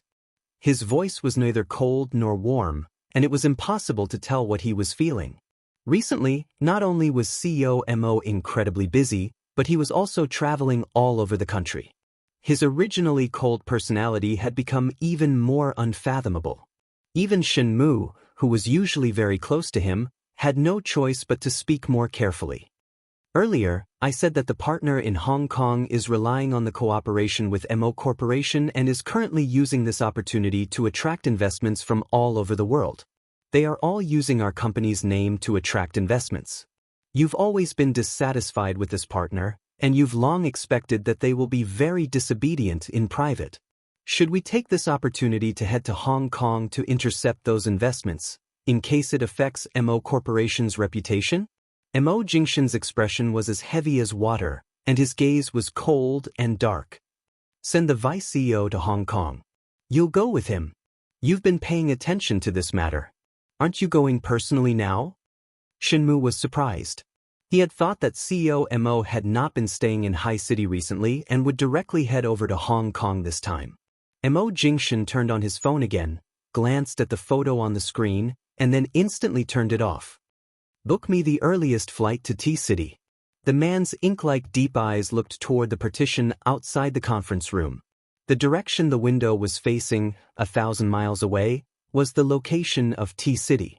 In the condominium in T-City, Feng Ling took a can of drink from the fridge and handed it to Jin Wan. Don't even think about drinking wine. Come, drink something. Jin Wan changed from squatting to hugging her knees and leaning against the window. Seeing the drink Feng Ling brought over, she smiled faintly and took it. She opened it and took a sip. Jin Wan gently squeezed the can in her hand and said in a low and clear voice, "At first, I thought you were a difficult person to approach, but now I realize that a hard block of wood like you actually has a warm side to you. I feel that you are actually quite good at taking care of people, but why do you always appear so distant and distant?" Mo Feng Ling also had a can of drink in. She sat beside Jin Wan and sat. Shi Ling Mo and took a, Feng, Mo Ling Mo, Emojis Ling. If you want to tell me, of course I'm willing to listen. It's a good thing that you can help me divert my attention. Otherwise, I'm afraid I won't be able to sleep tonight. Jin Wan leaned her back against the window. Although she was smiling, her eyes were clearly depressed. Feng Ling was silent for a moment. After a moment, she said lightly, "I'm an orphan." Jin Wan did not reply. "When I was very young, no one cared about me. In those years, the United States did not care much about a homeless child like me. Later, I met a kind couple. Although they did not have the ability to adopt me, they sent me to a very good welfare home in Los Angeles." Feng Ling's voice was very low, as though this was the first time she was talking to someone about herself. When she analyzed her past, she was still hesitant. She spoke slowly, "The orphanage is not bad, but my personality is not very sociable. I don't like those children who cry all day or act obedient just to eat a piece of meat. So, when I was 13, I sneaked out and disguised myself as a man to sneak into Xi's training base. At that time, I coincidentally saved a manager of the base, so I was able to sneak in. Later, during puberty, my body was constantly developing. Every day, I wrapped a cloth around my chest and wore loose training clothes to barely cover my body shape that was different from that of a man's. In addition, I was a very indifferent person to begin with. Other than a few of my close friends, I didn't have much contact with others, and I didn't act like a woman, so no one ever found out. So, I was always like those men, doing the same tasks and undergoing the same high-intensity training. Later, because of my outstanding training results in all aspects, I gradually gained a foothold in the training base." Hearing this, Jin Wan suddenly smiled. "Then, how were you discovered? You're not disguised as a man." Feng Ling's gaze faltered. After a few seconds of silence, her tone suddenly turned cold. She said coldly, 3 years ago, I was discovered in a field mission." "You've hidden for so many years without being discovered. Who is it? Who is so capable?" Jin Wan smiled and held her chin with one hand, turning to look at Feng Ling by her side. To be honest, if Feng Ling cut her hair shorter and wore loose clothes, she would indeed look more heroic than many girls of her age. Nan Heng. Feng Ling clearly did not particularly want to mention this name. Jin Wan was not surprised by this answer. However, when she heard this answer, Jin Wan suddenly took a deep look at Feng Ling. "Last time, during Nan Heng's birthday, we invited you to sit in the private room, but you refused to enter. Was it because of him?" At this point, Feng Ling did not wish to continue speaking. She only glanced at Jin Wan. "Has your attention been diverted by me? Don't worry about whether my attention has been diverted or not. If you get stuck halfway through your story, I'm afraid I won't be able to sleep tonight. There's no continuation of the story. Not now, and not in the future." Feng Ling's expression suddenly became much more indifferent. She stood up and glanced at the time. "Are you planning to stay here tonight or go back to the dormitory? It's getting late. If we don't go back soon, we'll have to go to bed." Jin Wan also glanced at the time. She turned to look out the window. There were tens of thousands of lights, but this condominium was strangely quiet. Let's go back to the dormitory. Jinwan stood up and used her hand to knock against her slightly numb legs. She did not speak anymore and directly walked out. Seeing that Jinwan had left so decisively, it was clear that she did not plan to stay any longer in this condominium. It seemed like no matter what story she told, it would not be able to soothe her mood. You're tuning in to the Passion Pages YouTube channel. We're so grateful for your support, and don't forget to subscribe to join us on this incredible journey through captivating stories. Your generosity through donations truly makes a world of difference, as it's the primary source of revenue that allows me to expand and enhance this channel for you. Thank you from the bottom of my heart for being a part of this adventure.